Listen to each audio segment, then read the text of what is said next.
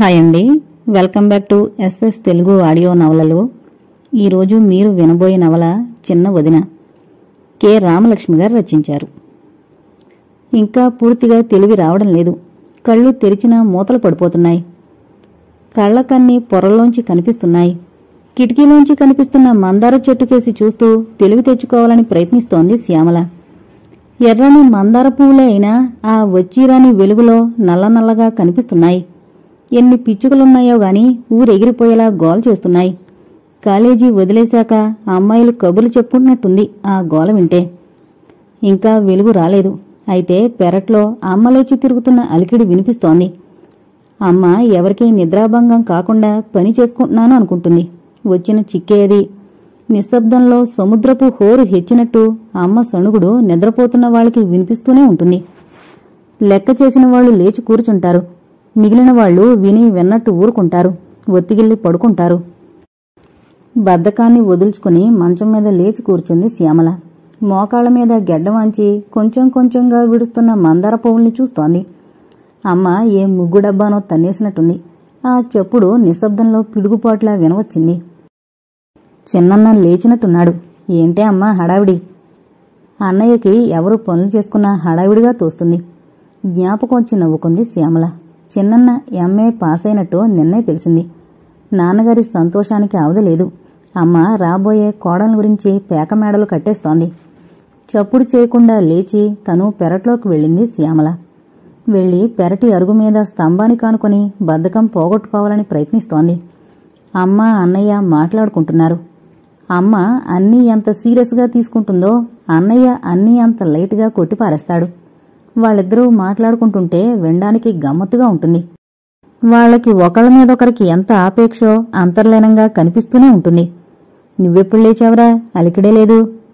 అరగంట అయ్యి ఇక్కడే వేప పొలం నములుతూ కూర్చున్నానమ్మా, నువ్వు చూస్తేగా అంటున్నాడు చిన్నన్న. ఇంతకీ ఏంటి హడావిడి అని నవ్వుతూ తన మామూలు ప్రశ్న వేశాడు. ఆ ప్రశ్న వింటే చాలు అమ్మ బుసలు కొడుతుంది. అసలు ఆవిని రెచ్చగొట్టడానికే అలా అంటూ ఉంటాడు చిన్నన్న. అదేమిట్రా నంగనాచిలా అడుగుతావు? నిన్న పరీక్ష పాస్ అయ్యావా? ఇవాళ మధ్యాహ్నానికల్లా ఆ కపిలవాయి వాళ్ల పిల్లని చూడగలుగుతావు కదరా, తలకి నీళ్లైనా పోసుకోవట్రా అని సాగదీసింది అమ్మ. అమ్మ ఎప్పుడూ అంతే, ప్రశ్న వేసుకుంటుంది, సమాధానం తనే చెప్పుకుంటుంది. అమ్మ అంత తీవ్రంగా చెప్తుంటే చిన్నన్న నవ్వేసి, భలే దానివమ్మా, నే రోజూ చేసేదేమిటి అన్నాడు. అవ్వా అదో తలంట. నీళ్లపోయి రాజేద్దామని అగ్గిపెట్టి కోసం వెళ్లి ముగ్గు డబ్బా తిరగదోశాను అని నొచ్చుకుంది అమ్మ. ఈ హడావిడికి ఈ పాటికింట్లో అంతా లేచే ఉంటాలే, నువ్వు ముందు కాఫీ నీళ్లు పెట్టు అన్నాడు చిన్నన్న. తను లేపకపోతే ఎవరూ నిద్ర లేవరని అమ్మ గట్టి నమ్మకం. లేవలసిందే, అంతా కుంభకర్ణుడి తోబుట్టువులు. అయినా నాకు తెలియకడుగుతాను, సూర్యుడు కళ్లలో పొడుస్తుంటే నిద్రలా వస్తుందిరా?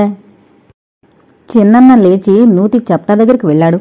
పెరట్లో బాదం చెట్టు ఆకుల్లోంచి ఇంకా బాగా వెలుతురు పడ్డం లేదు నేల మీదకి. నువ్వు మరీనమ్మా, ఇంకా వెళ్తురేరాందే, ఎండెక్కడది?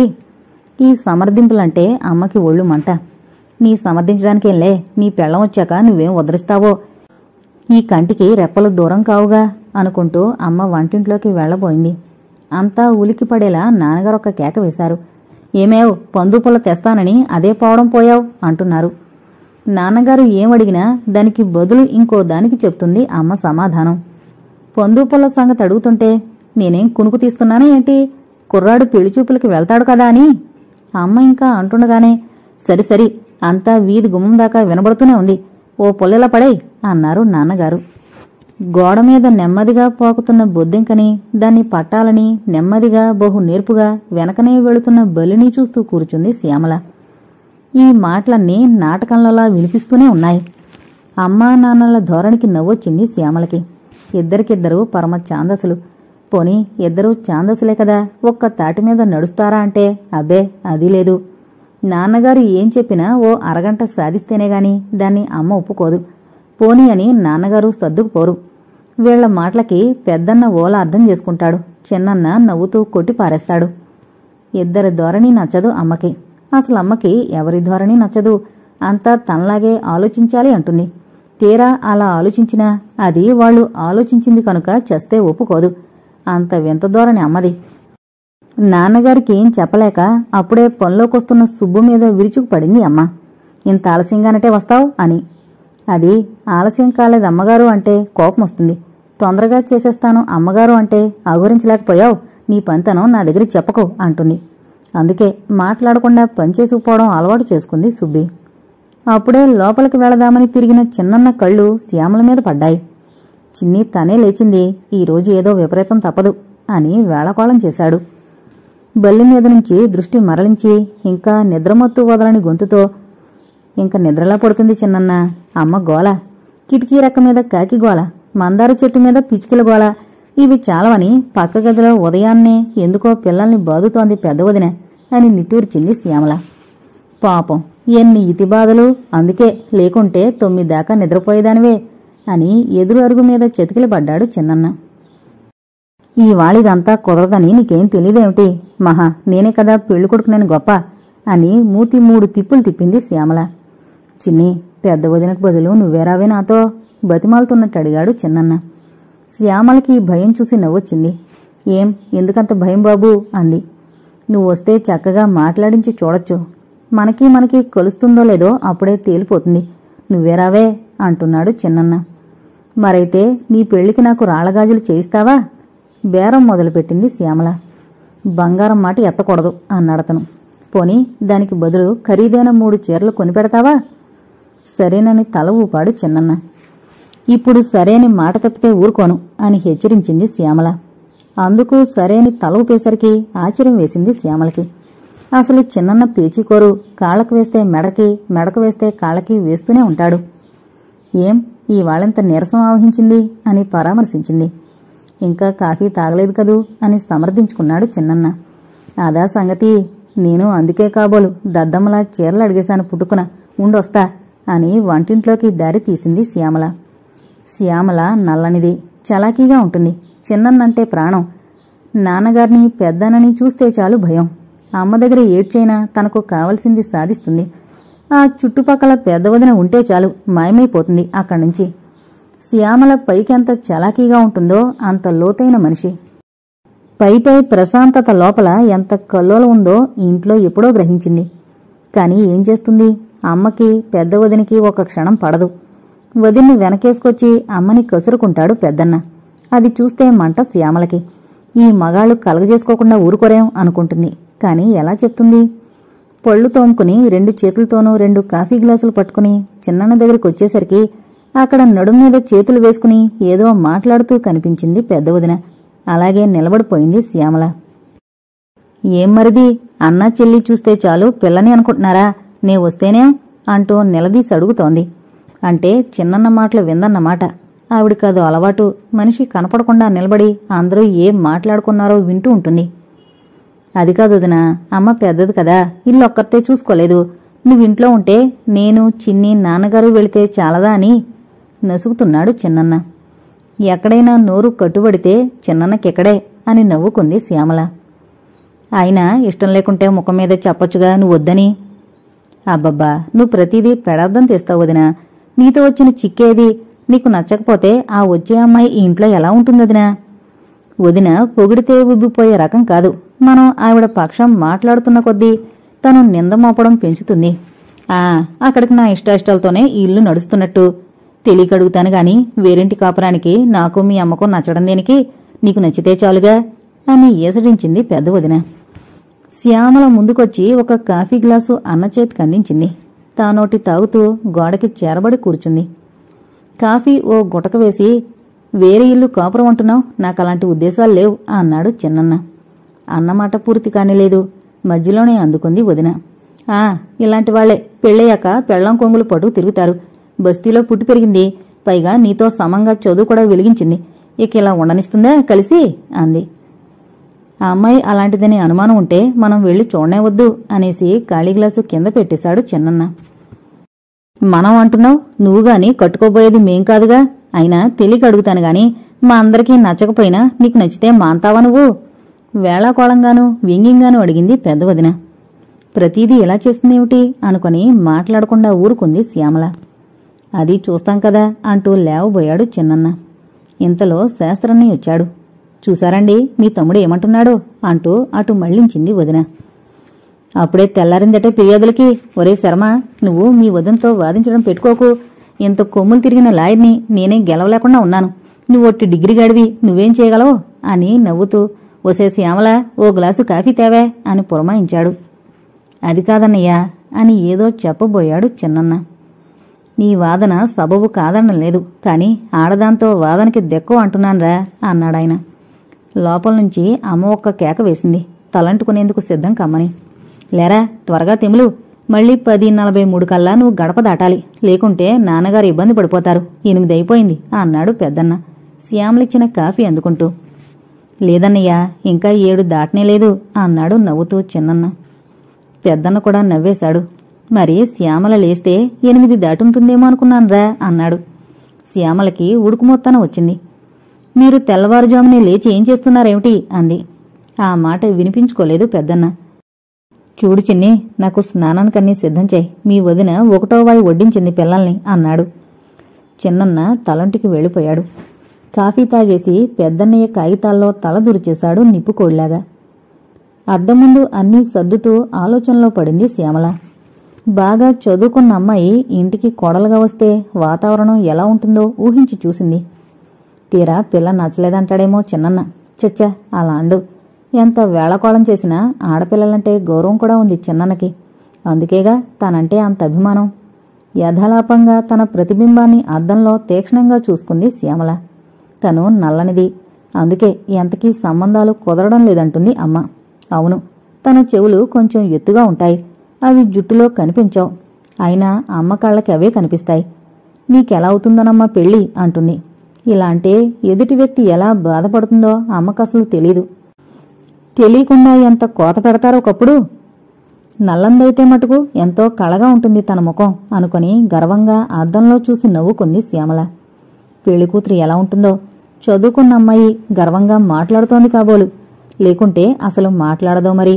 అయినా తినబోతూ ఈ రుచులెందుకు అని త్వరగా తెమలాలని తన గదిలోకి వెళ్ళింది శ్యామల. త్వరగా తెమలాలి అనుకున్న కొద్దీ కాలం త్వరగా పరిగెడుతోంది. 9 దాటిందో లేదో అరుగుమీద కూర్చుని నాన్నగారు కారాలు మిరియాలు నూరుతున్నారు, అంతా సిద్ధంగా లేరని. చిన్నన్న చక్కగా కడిగిన ముత్యంలా ఉన్నాడు. తెల్లగా లాల్చీ పైజామా వేసుకుని పొట్టి జుట్టు పైకి దువ్వుకున్నాడు. మందార చెట్టు దగ్గర పచార్లు చేస్తుంటే కిటికీలోంచి చూసింది శ్యామల. ఇంకా ఎంతసేపు శ్యామల అని కేకేసింది అమ్మ. కేక వెంటనే అమ్మ లోపలికొచ్చింది. చిట్టి, కోళ్లు అలిగినట్టుంది, పెద్దాడు బ్రతిమలాడుతున్నాడు. అయినా ఆడదానికి అంత అతిశయమా అంటున్న తల్లిని వారించింది. గట్టిగా అరవకమ్మా, మళ్ళీంకో రాద్దాంతానికి. లేకుంటే ఏంటి, ఎన్నాళ్ళకి వాడు పెళ్లి కొప్పుకున్నాడంటే నేను ఉబ్బిపోయాను కదూ. సర్లేదు, ఓ క్షణం ఊరుకుంటే పెద్దన్న ఎలాగో ఆవిడగారిని ఒప్పించి పంపుతారు అంది శ్యామల. ఈవిడిగారి ఎన్నుకుంటేనే గాని ఎసడించి పారేసింది అమ్మ. ఇటు అమ్మ సర్దుకుపోదు, అటు వదిన అసలే సర్దుకుపోదు.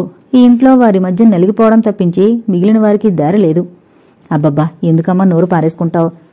లేకుంటే ఏంటే, అరగంట అయ్యి పొడిచీర కట్టుకో, నగలు పెట్టుకో అంటూ ఒక్కసారి గదవాయిస్తే ఇట్టే లేచాను కదూ, ఉట్టి నాన్పుడు అని అమ్మ బయటికి నడిచింది. నువ్వు చీర సింగారించేసరికి అన్నట్టు చేయక తివులు అంది వెళ్ళిపోతూ. నాకేం ఆలస్యం లేదమ్మా, ఇదిగో జడలేసుకుని బొట్టు పెట్టేసుకుంటాను, అంతే, రెడీ అంది శ్యామల. నా తల్లే, అంతా తర్వాయిగానే ఉంచుకుని నాదేం ఆలస్యం అంటున్నావు అని బొగ్గులు నొక్కుంది అమ్మ. ఇంతట్లో వదిన లేచింది. చక్కని పొట్టుచీర కట్టుకుని వడ్డాణం దగ్గర్నుంచి నగలన్నీ పెట్టుకుంది. అంతా తిమిలి వీధిలోకొచ్చేసరికి 10:30 దాటింది. నాన్నగారు ముహూర్తం కోసం గడియారం మీదే కళ్ళుంచారు. పదండ్రా అన్నారాయన. అంతా యాంత్రికంగా మెట్లు దిగి వీధిలోకొచ్చారు. నాన్నగారు పెద్దన్నయ్య ముందు కూర్చున్నారు.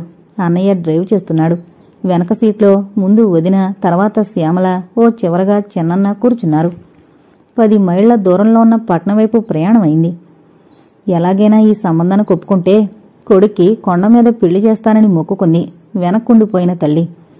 ఇక వాళ్ళు తిరిగొచ్చేదాకా పనిలేదని వంటింట్లో నడుం వాల్చింది. కొత్త కోళ్ళొస్తే ఇల్లు ఎలా ఉంటుందో ఊహించుకుంటూ కునుకు తీస్తోంది. పల్చని 2 పాదాలు మాత్రమే కనిపిస్తున్నాయి. ఆ అమ్మాయి అక్కడే నిలబడింది. తెరలోంచి కనిపిస్తున్న బొమ్మలాంటి ఆ విగ్రహం చక్కగా ఎర్రని చీర కట్టుకుంది. పాదాల చుట్టూ జరి అంచు వింత కెరటంలా ఉంది. శ్యామలకిట్టే నచ్చింది ఆ తీరు. నాన్నా, ఈ కాఫీలు పట్టుకెళ్తావా నెమ్మదిగా పిలిచింది. ఆ అమ్మాయి మాట కోసం ఎదురుచూస్తున్న నాన్నగారు అటు చూశారు. పిల్ల తండ్రి లేచి నిలబడ్డారు. పర్వాలేదు, నువ్వు తీసుకురామ్మా, అంతా మనవాళ్లేక్కడా అని భరోసా ఇస్తున్నారాయన. కర్టెన్ తొలగించుకుని రాబోయింది. కాని చేతిలో ట్రే అడ్డంగా ఉంది. నేనిస్తాలే, నువ్వొచ్చి కూర్చోవమ్మా అని లేచి వెళ్లి ట్రే అందుకుంది వదిన. అందరికీ తలో గ్లాసు ఇచ్చి పెళ్లికూతురు పక్కన కూర్చుంది వదిన. సిగ్గుతో ఎర్రబడ్డాయి అమ్మాయి చెక్కిళ్ళు. ఆ సమయంలో పాపం ఆ అమ్మాయి నిస్సహాయతను తలుచుకుని జాలిపడింది శ్యామల. తల్లి లేదు, అన్నీ తనే చేసుకోవాలి. తనే ఇలాంటి పరిస్థితిలో ఉంటే కాలు కదిపితే కందిపోతానని కూర్చోబెట్టేది అమ్మ. తనని ఇలా చూసుకునేటందుకు వస్తారు. తలుచుకుంటేనే శ్యామలకి సిగ్గు ముంచుకొచ్చింది. ఆడపిల్ల అంటే అదో రకం వలుసు నాన్నకి అని సన్నగా నవ్వుకుంటూ వదిన వెనకనే వెళ్లి అందరితో పాటు హాల్లో కూర్చుంది శ్యామల. నిరాడంబరంగా అలంకరించున్న ఆ గది ఎంతో హుందాగా ఉంది. పొందికగా ఓ పక్క పుస్తకాల వరసలు, పత్రికలు అమర్చున్నాయి. కిటికీలోంచొస్తున్న గాలికి ఎగిరి అందంగా లేచిపడుతున్నాయి తెల్లని తెరలు. కిటికీ కావతల ముద్దమందారాలు తెగ పూసాయి. తమ ఇల్లు, తమ మందార చెట్టు, అక్కడ అన్నయ్య పచార్లు అన్నీ జ్ఞాపకం వచ్చి నవ్వింది శ్యామల. ఎందుకన్నట్టు చూసింది వదిన. వదిన, ఇక్కడ మందార చెట్టు చూసావా ఎలా పూసిందో? చిన్నన్న సన్నగా నవ్వాడు. లేకుంటే ఒక్క మనింట్లోనే ఉన్నాయనుకుంటున్నావా అని వేళకోళం చేశాడు. నాన్నగారు పెళ్లి కూతురు తండ్రితో లోకాభిరామాయణం మాట్లాడుతున్నారు. ఆ తండ్రి కళ్ళు అస్తమానం లోపలి గుమ్మం వైపు తిరిగి చూస్తూనే ఉన్నాయి. శ్యామల కూడా అటు చూసింది. గుమ్మానికి చక్కని తెర నిండుగా కుచ్చిళ్లతో గాలికి కదలాడుతోంది. నేలమీద జీరాడకుండా కొంచెం ఎత్తుగా ఉంది. రండి రండి, ఏది అక్కగారిని తీసుకురాలేదేం? రెండు పక్కలకి ఆవిడే పెద్ద దిక్కు కదూ. ఆతృతతో ఆహ్వానిస్తున్నారు పిల్ల తండ్రి. పాపం నిన్న రాత్రి నుంచి నిద్రలేనట్టు పీకుపోయింది ఆయన ముఖం. యథాలాపంగా నాన్నగారి ముఖంలోకి చూసింది శ్యామల. సరదాగా నవ్వుతూ మెట్లెక్కుతూనే సమాధానం చెప్తున్నారు నాన్నగారు. ఇంట్లో హమేషా ఎవరో ఒకరు ఉండి తీరాలి. ఇదిగో కోళ్లు అమ్మాయి వచ్చారుగా, వీడు అబ్బాయి శర్మ, వీడు పెద్దవాడు శాస్త్రి, ఇదిగో శ్యామల, పెళ్లికి ఉన్నది ఇదొక్కతే అంటూ పరిచయాలు పూర్తి చేశారు. రండమ్మా, లోపలికి రండి. ఈ ఇంటి ఆడదిక్కు నా కూతురొక్కరితే. ఈ ఇల్లు మీదిగానే భావించుకుని మా లోపాలన్నీ మన్నించాలి అంటూ దారి తీశారు లోపలికి. వెళుతూనే అమ్మాయి లక్ష్మి, రామ్మా ఇలారా అంటూ పిలిచారు. ఆయన కంఠస్వరంలో తొణికిసలాడిన మార్దవానికి ఆశ్చర్యపడింది శ్యామల. నాన్నగారు ఎంత ప్రేమతో పిలిచినా కాఠిన్యపు జీర కనిపిస్తూనే ఉంటుంది. అక్కడంతా ఏదో మాట్లాడుతూనే ఉన్న శ్యామల పక్కగా ఒదిగి కూర్చున్న పెళ్లికూతురు వైపే చూస్తోంది. చక్కగా చెక్కిన బొమ్మలాంటి శరీరం, టీవీగా కూర్చునే తీరు చూసి అప్రయత్నంగా తను నడుం నిలబెట్టి కూర్చుంది శ్యామల. గూనొస్తుందని అమ్మ ఎన్నిసార్లు తిన్నగా కూర్చోవే శ్యామల అని చెప్పుంటుందో. పెరట్లో పూచిన మందారు చెట్టులాగే ఉందా అమ్మాయి. ఎర్రని నేతచీర, చక్కని రవిక, మెళ్ళో ఎర్రరాళ్ల నెక్లెసు, చెవులకి అందమైన లతల్లాంటి దుద్దులు, కాటుక దిద్దిన కళ్ళు సోగగా ఉన్నాయి. చక్కగా వంపు తిరిగిన కనుపాపలు, తీర్చిదిద్దినట్టున్న కనుబొమ్మలు, చెవులు సగం కప్పేస్తూ వదులాటి జడ. ఎంత అందంగా ఉంది అనుకుంది శ్యామల. చిన్నన్న కేసి చూసింది. అప్పటిదాకా శ్యామల్ని చూస్తున్నట్టున్నాడు చిన్నన్న. చూసి చూడగానే సిగ్గేసి తల వంచేసుకుంది శ్యామల. వదిన ప్రశ్నల వర్షం కురిపిస్తోంది పెళ్లికూతురి తండ్రి మీద. అప్పుడప్పుడు పెళ్లికూతురిని ఏంటో అడుగుతోంది. విని వినిపించకుండా సమాధానం చెప్పి తల ఊపి ఊరుకుంటోంది ఆ అమ్మాయి. చదువుకున్నదానివి అంత సిగ్గేమిటి అంటోంది వదిన. చిన్నన్న అటు చూడ్డం మానేశాడు. అమ్మ లక్ష్మి, వీరి కాళ్లకు నమస్కరించు. పెద్దలు, పెళ్లి కుమారుని తండ్రిగారమ్మ వీరు అన్నారాయన. లక్ష్మి, చక్కగా పేరు కూడా మనిషికి తగ్గట్టుగా అనుకుంది శ్యామల. చక్కగా వంగి నాన్నగారి కాళ్లకు నమస్కరిస్తున్న లక్ష్మిని చూసి ఈమె వదినగా వస్తే చాలు అని మురిసిపోయింది. పొడుగాటి వేళ్లగోళ్లను అందంగా కత్తిరించి రంగు వేసుకుంది లక్ష్మి. నమస్కరిస్తుంటే గోళ్ల రంగు మీద నీరెండపడి పగడాల్లా మెరిశాయి. చిన్నన్న చూసి చూడనట్టు చూశాడు లక్ష్మిని. అమ్మ దొంగ, ఇంటికిరా, నీ పని చెప్తా అనుకుంది శ్యామల. శీఘ్రమే కళ్యాణ ప్రాప్తిరస్తు అని శాస్త్రోక్తంగా దీవించారు నాన్నగారు. ఆయన ముఖం చూస్తే చాలు ఆ అమ్మాయి నచ్చిందని తెలిసిపోతోంది. ఆ అమ్మాయి ఏం చదివిందన్నారు రామనాథం గారు అని అడిగారు కుర్చీలో జారబడి కూర్చుంటూ. ఈ అమ్మాయి తొలి సంవత్సరం చేసింది. 2వ ఏడు జరుగుతుంటే తల్లిపోయింది. ఆ బెంగలో ఇక చదవనంది. అది పోయాక ఈ ఇంటికి ఆడదిక్కు మగదిక్కు అమ్మాయే అన్నారు రామనాథం గారు. పోనీలేండి, చదువుకి అంతమెక్కడా, ఆడపిల్లలకి పని పాట చేతనవడం ప్రధానం కాని అన్నారు నాన్నగారు. ఆ అమ్మాయికి సంగీతం వచ్చా? వదిన అడిగింది. నవ్వుకుంది శ్యామల. పెద్ద వదిన పెళ్లికి హార్మోని వాయించడం నేర్చుకుంది. ఇప్పటికీ ఈ సంసారంలో పడి సంగీతం మూలపడిందని, దానికి అన్నయ్యే బాధ్యుడని సాధిస్తూనే ఉంటుంది.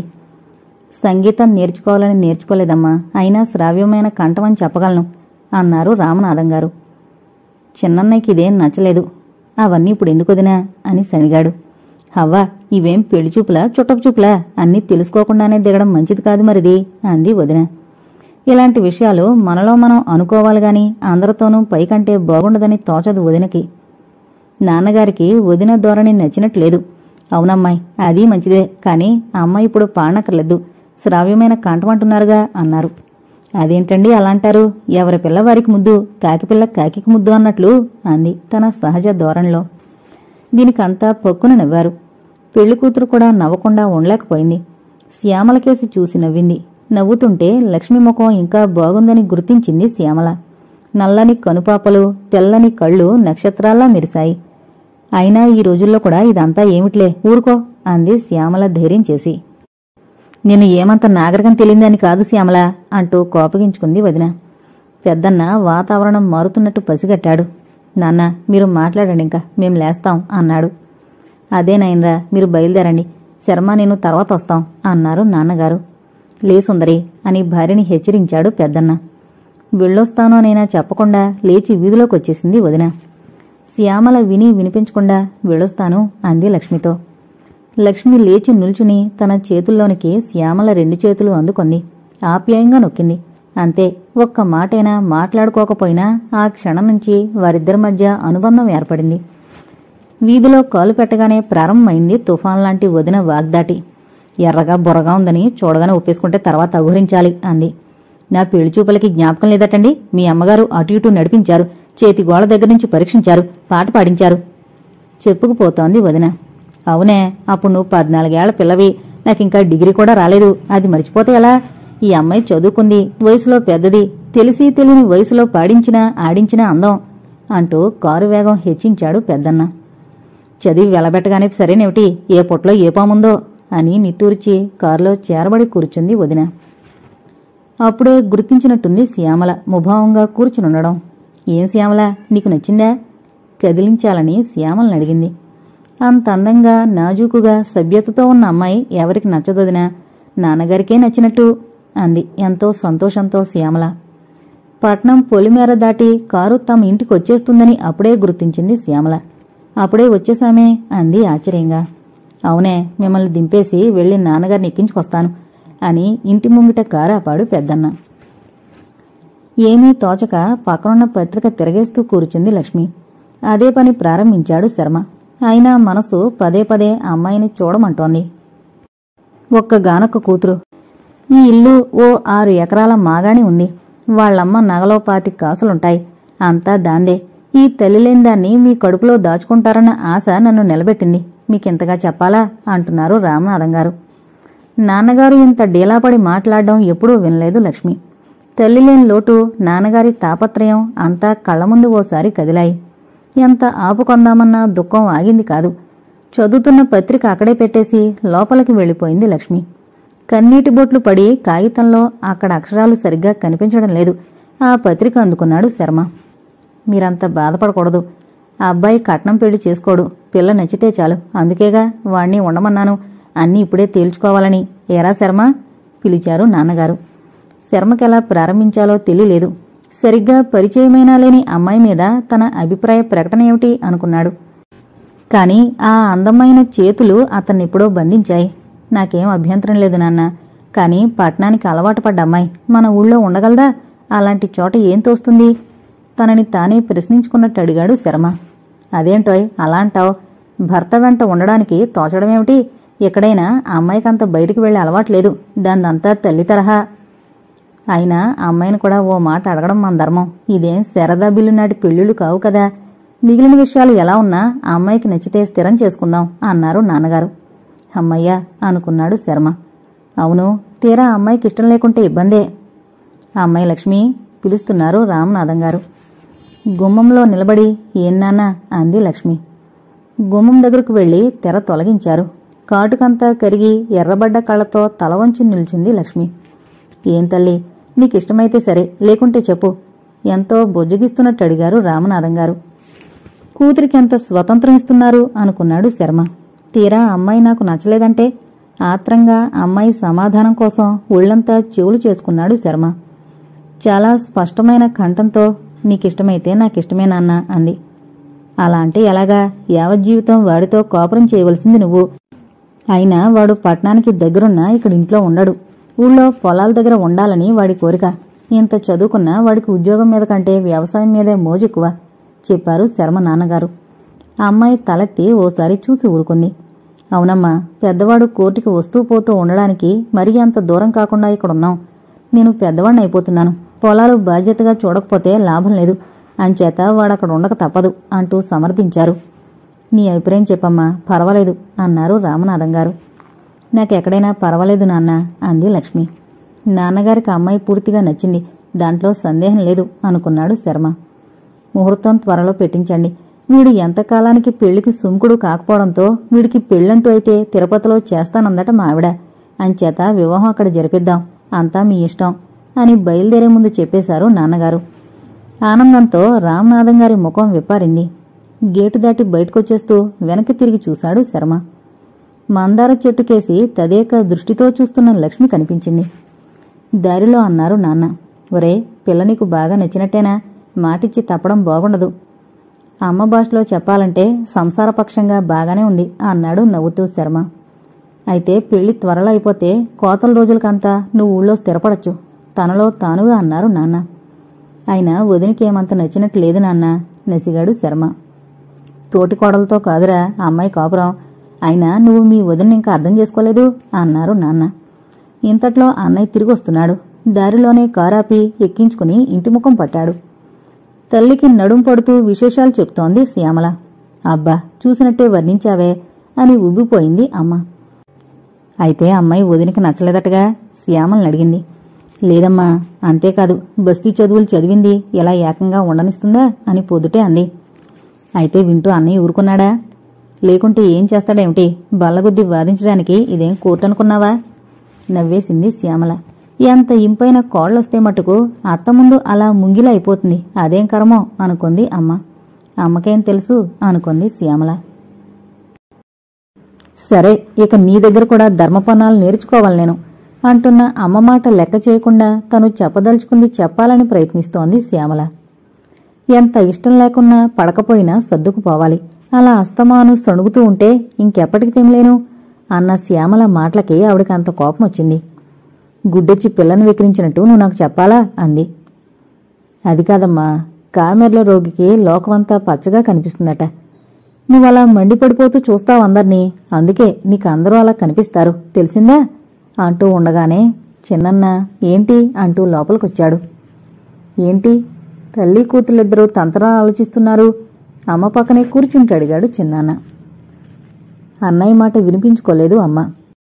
అవ్వా, ఏం రాలుగాయలా తయారవుతున్నావే అని బొగ్గులు నొక్కుంది. ఒరే శర్మ, ఇంత పొద్దుపోయేదాకా ఏం తిరుగుళ్ళురా, నాకు తెలియక అడుగుతాను గాని అంది అమ్మ. చిన్నన్న నవ్వేస్తూ నీకు తెలిసి అడుగుతావు, పైగా ఆ మాట ఒకటి. అయినా ఇప్పుడేమంత ఆలస్యమైందని, ఇంకా 9 అయింది అంటే అంతే మరి. చెద్ది తిన్నమ్మ మొగుడి ఆకలి ఎరగదట, బాగా హోటళ్ళు తిళ్ళు తిని అంటూ అమ్మ ఊహ ఎటు తిరిగిందో ధోరణి మార్చేసింది. ఎరా, నీకు పిల్ల నచ్చిందా? బాగా తెల్లగా ఉందటగా, మీ నాన్నగారు అన్ని విషయాలు మాట్లాడేశారటగా అని అడిగింది. అదంతా ఇప్పుడు కాదు, నువ్వు లేచి త్వరగా అన్నం పెట్టే. మేం స్నేహితులం సినిమాకు వెళుతున్నాం అమ్మని హడావిడి పెట్టాడు చిన్నన్న. డబ్బుకి డబ్బు పోయి నిద్రకు నిద్రపోయి ఎందుకొచ్చిన రాత్రి సినిమారా అని సాధిస్తూనే అమ్మ లేచి వంటింట్లోకి నడిచింది. ఇంకెన్నాళ్లే అమ్మా ఈ అయ్యగారి ఆట కట్టడానికి, ఓ 10 రోజులనే వ్యవధి అని అన్నని వెకిరించి అమ్మ వెనకే నడిచింది శ్యామల. ఏం అడిగినా ఆ ఊ అంటూ సమాధానం చెప్తారు మీ నాన్న. నువ్వేమో ముంగిలా కూర్చుంటావు. పెద్దాడు సరే సరే, ఆవిడ ఏమనుకుంటుందో ఆ మాటే పెగలదు. ఎటొచ్చి ఈ చిన్నది మిగిలింది, రవ్వంత సంగతులు నా చెవిని వేయడానికి. నాకేం తెలియకూడదనా? అన్నం వడ్డిస్తూ అమ్మ అడుగుతోంది. చిన్నన్న ఓసారి శ్యామల ముఖంలోకి చూసి నవ్వాడు. రవ్వంతా కొండంత చేస్తుంది లేవే చిన్నా. ఏమే శ్యామల, అమ్మకన్నీ చెప్పావా? శకుంతల్ని చూసిన దుష్యంతుడిలాగా నువ్వలా మానుపరడి నిలబడిపోయావు. నేను నీళ్లు జల్లితేనే గాని నీ ముఖానికి తెలివి రాలేదు అన్నీ చెప్పానులే అంది వేళకోళంగా. గొప్ప పని చేశావు అని భోజనం తొందరగా ముగించి అర్జెంటుగా వెళ్లిపోయాడు చిన్నన్న. 10 రోజుల్లో ముహూర్తం పెట్టించినట్టు ఉత్తరం వచ్చింది ఉదయాన్నే. అప్పట్నుంచి ఏ ఒక్క పని తోచడం లేదు అమ్మకి.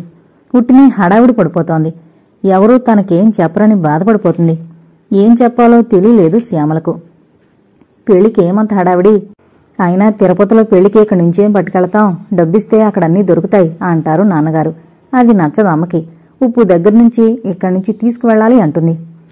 చిన్నన్న సినిమాకి వెళ్లిపోయాడు. పెద్దన్న ముందు హాల్లో కాగితాలు చూసుకుంటున్నాడు. వదిన పిల్లలు పడుకున్నారు.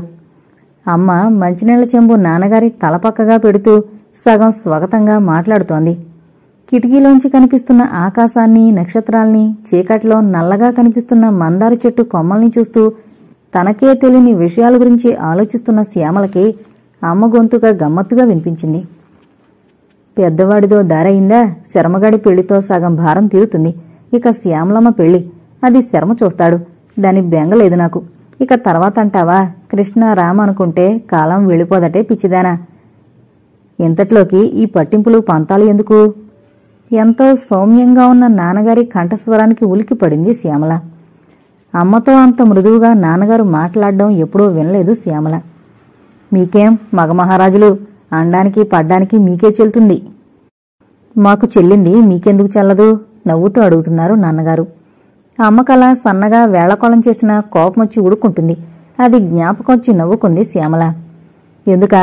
మేం ఆడవాళ్లం కాబట్టి మాట అంటే మాకు గుండెల్లో గుచ్చుకుంటుంది. మరిచిపో అంటే చాలా నిలదీసింది అమ్మ. నాన్నగారి ఓర్పు అయిపోయినట్టుంది. అయితే ఇంతకీ ఏం చేయమంటావు? కుర్రాడికి పిల్ల నచ్చింది, లక్షణమైన పిల్ల. అలాంటి కోడలు దొరకడం నీ అదృష్టం అనుకో కసిరినట్టు అన్నారు నాన్నగారు. నాన్నగారి మాట పూర్తయిందో లేదో. ఓ అదృష్టం ఇలా పడిందా అంది అమ్మ. చిన్నన్న తత్వం జ్ఞాపకం వచ్చినట్టుంది. అయినా పిల్ల మీ అందరికీ నచ్చింది కదా. చిన్నాడు పెద్దాళ్లాంటి వాడేం కాదు, చక్కగా అమ్మాయిని దారిలో పెట్టుకుంటాడు అంది. అదే నోరు పారేసుకోవడం. దానివల్ల ప్రయోజనం ఏంటి చెప్పు రత్నం? కోరి గొప్పింటి పిల్ల కావాలని చేసుకున్నాడు. నీకు గొప్పింటి కోళ్లే కావాల్సి వచ్చిందప్పుడు. వాడు ఇల్లరికం వెళ్లిపోయినా నాకు ఆశ్చర్యం లేదు. నాకు లేని బాధ నీకెందుకు? పెద్దాళ్ళయ్యాక నీ మాటలు వినలేదనుకోవడం బాగుండదు. వినడం అంతకంటే బాగుండదు. పోయి పడుకో. రేపటి నుంచి నీకంతా హడావిడిగా. అక్కడితో మాట్లాడడం చాలన్నట్టు తేల్చి పారేశారు నాన్నగారు. అంతేలేండి, ఎన్నో ఆశలతో పిల్లల్ని పెంచుకుంటాం. పిల్లలొచ్చాక అమ్మమ్మకో అమావాస్య. అయ్యో మనని కన్నతల్లి అనుకుంటారా? మన కోసం ఎంత కష్టపడింది అనుకుంటారా? వాళ్ల లోకమే వేరు. ఇదిగో అక్కడే పెట్టాను మంచినీళ్లు, తిరగదోస్తారు జాగ్రత్త. అమ్మ లేచి వీధి తలుపు జారవేసింది. వానాకాలంగాని వరదల కాలంగాని నాన్నగారు అరుగుమీదే పడుకుంటారు. మాటలు వింటూనే నిద్రలోకి ఒరిగింది శ్యామల. చిన్నన్న కంటే తనే రాబోయే వదినని గురించి కలలు కండం ప్రారంభించింది. రేపు రాత్రి వివాహమనగా అంతా పెళ్లికూతురింట్లో చేరడం జరిగింది. రామనాథం గారి తరపు చుట్టాలంతా వచ్చారు. శ్యామల స్నేహితురాలిద్దరూ, చిన్నన్న స్నేహితులు కొందరు, పెద్దన్న కుటుంబం అంతా ఒకటే హడావిడి. వండేవాళ్లు వండుతుంటే తినేవాళ్లు తింటూనే ఉన్నారు. పని ప్రారంభం అవడం ముగియడం అన్నది లేకుండా ఉంది. పెళ్లికని పెద్ద వదిన 2 జతల గాజులు, ఓ గొలుసు చేయించుకుంది. 2 పట్టుచీరలు కొనుక్కుంది. పిల్లలకి 4 జతలు బట్టలు కుట్టించింది. నాన్నగారు అమ్మకో పట్టుచీర, శ్యామలకో పట్టుచీర తెచ్చారు. రహస్యంగా చిన్నన్న అందమైన 3 చీరలు తెచ్చాడు శ్యామలకి. తను మట్టుకు చక్కగా 6 జతలు పైజామాలు, జుబ్బాలు కుట్టించుకున్నాడు. ఎలాగా ఊళ్ళోనేగా ఉండేది. సూట్లు కుట్టించుకుంటే దండగా అన్నాడు అమ్మ సూటు కుట్టించుకోమంటే. పెళ్లి కూతుర్ని కళ్ళారా చూశాక అన్ని శంకలు పటాపంచలయ్యాయి అమ్మకి. ఎంత బాగుందే, దంతపు బొమ్మలాగా అని మురిసిపోయింది. పెళ్లిళ్లు కలకళ్లాడుతోంది. లక్ష్మి చక్కగా అలంకరించుకుని నలుగురు మధ్య తిరుగుతుంటే అమ్మ మురిసిపోతోంది. ఎంత ఇదైన పిల్లమ్మ అని. పెళ్లికూతురు కదా, కొంచెం సిగ్గు నటించకూడదు అని మండిపడుతోంది ఉండుండి పెద్ద వదిన. ఆ 24 గంటల్లో శ్యామల, లక్ష్మి ఎంతో స్నేహితులైపోయారు. ఏవేవో చెప్పుకుంటూ కిలకిలా నవ్వుకుంటూ ఒకటే కబుర్లు చెప్పుకున్నారు. చిన్నన్న రహస్యంగా పిలిచి, ఏమే శ్యామల, మీ ఇద్దరికీ ఏమున్నాయో చెప్పుకునేందుకు తెగ వాగుతున్నారు హాస్పిటల్లా అని అడిగాడు. అప్పటికే కిటికీ దగ్గరికొచ్చిన లక్ష్మి చిన్నన్నం చూసి ఒక్క పరుగున లోపలికి పోయింది. నిన్ను గురించే చెప్పుకుంటున్నాం చిన్నన్న, ఏం చెప్పుకున్నామో చెప్పనా? ఛాలెంజ్ చేస్తున్నట్టుగా అడిగింది నవ్వుతూనే శ్యామల. కిటికీ రెక్క వెనకగా నిలబడి శ్యామలా అని ఆత్రంగా కేక వేసింది లక్ష్మి. చిన్నన్న నవ్వుకుంటూ అక్కడి నుంచి వెళ్ళిపోయాడు. చిన్నన్న వెళ్ళిపోగానే ఇద్దరూ పగలబడి నవ్వుకున్నారు. అంత నవ్వెందుకమ్మా, కొంచెం పెళ్ళినాటికి దాచుకో అంటూ సాగదీసింది పెద్ద వదిన. ముందుగానే తిరుపతిలో అన్నీ అమర్చుకోవడంతో రాత్రి ముహూర్తానికి ఆ ఉదయమే బస్సు ఎక్కారు పెళ్లివారు. అంతా ఒకటే హడావిడి, ఒకటే గోల. ఎన్నడూ ఇంతకు ముందు చూసుకొని వారు కూడా ఆప్త బంధువుల్లా కబుర్లు చెప్పుకుంటూ నవ్వుకుంటున్నారు బస్సులో. బస్సు దారిన బస్సు నడుస్తుంటే పళ్ళు పలహారాల దారి వాటిదే. ఏం పని లేకపోతే ఆకలి ఎక్కువ వేస్తుంది కాబోలు. మాట్లాడి మాట్లాడి దవడలు నొప్పి పుడుతున్నాయి శ్యామలకి. ఏమిటి అనుబంధం, ఏమిటి స్నేహం అనుకుంది. 25 రోజుల క్రితం లక్ష్మి ఎవరో తనెవరో, ఇప్పుడో నవ్వుకుంది తనలో తను. ఎందుకు శ్యామల నవ్వుతున్నావు అడిగింది పక్కనే కూర్చున్న లక్ష్మి. అబ్బే చిన్నన్న నీవైపే చూస్తుంటేను అంది శ్యామల స్నేహితురాలు. అంతే, మళ్ళీ అంతా ఒకటే నవ్వు, ఒకటే గోల. చిన్నన్న ఒక్కడే తొణక్కుండా తనకేం పట్టనట్టు కూర్చున్నాడు. పైకి తెలియకుండా అతను ఎంతటి తీయని ఊహలతో తేలుతున్నాడో అనుకుంది శ్యామల. శ్యామలకి చిన్నన్న తత్వం కొట్టిన పిండి. అంతా గుంబనంగా సాగిస్తాడు అని తను అనుకోవడమే కాదు, లక్ష్మికి కూడా చెప్పింది. అందుకే పాపం పెళ్ళికొడుకుని చూసినప్పుడల్లా సన్నని నవ్వు మెరుస్తోంది లక్ష్మి పెదవుల మీద.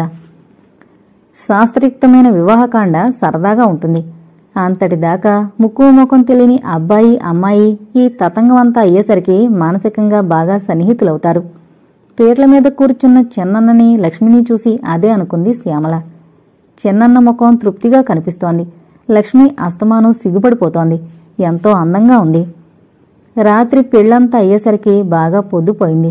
భోజనాలు చేశామనిపించి ఎక్కడి వారక్కడ పడుకుండిపోయారు.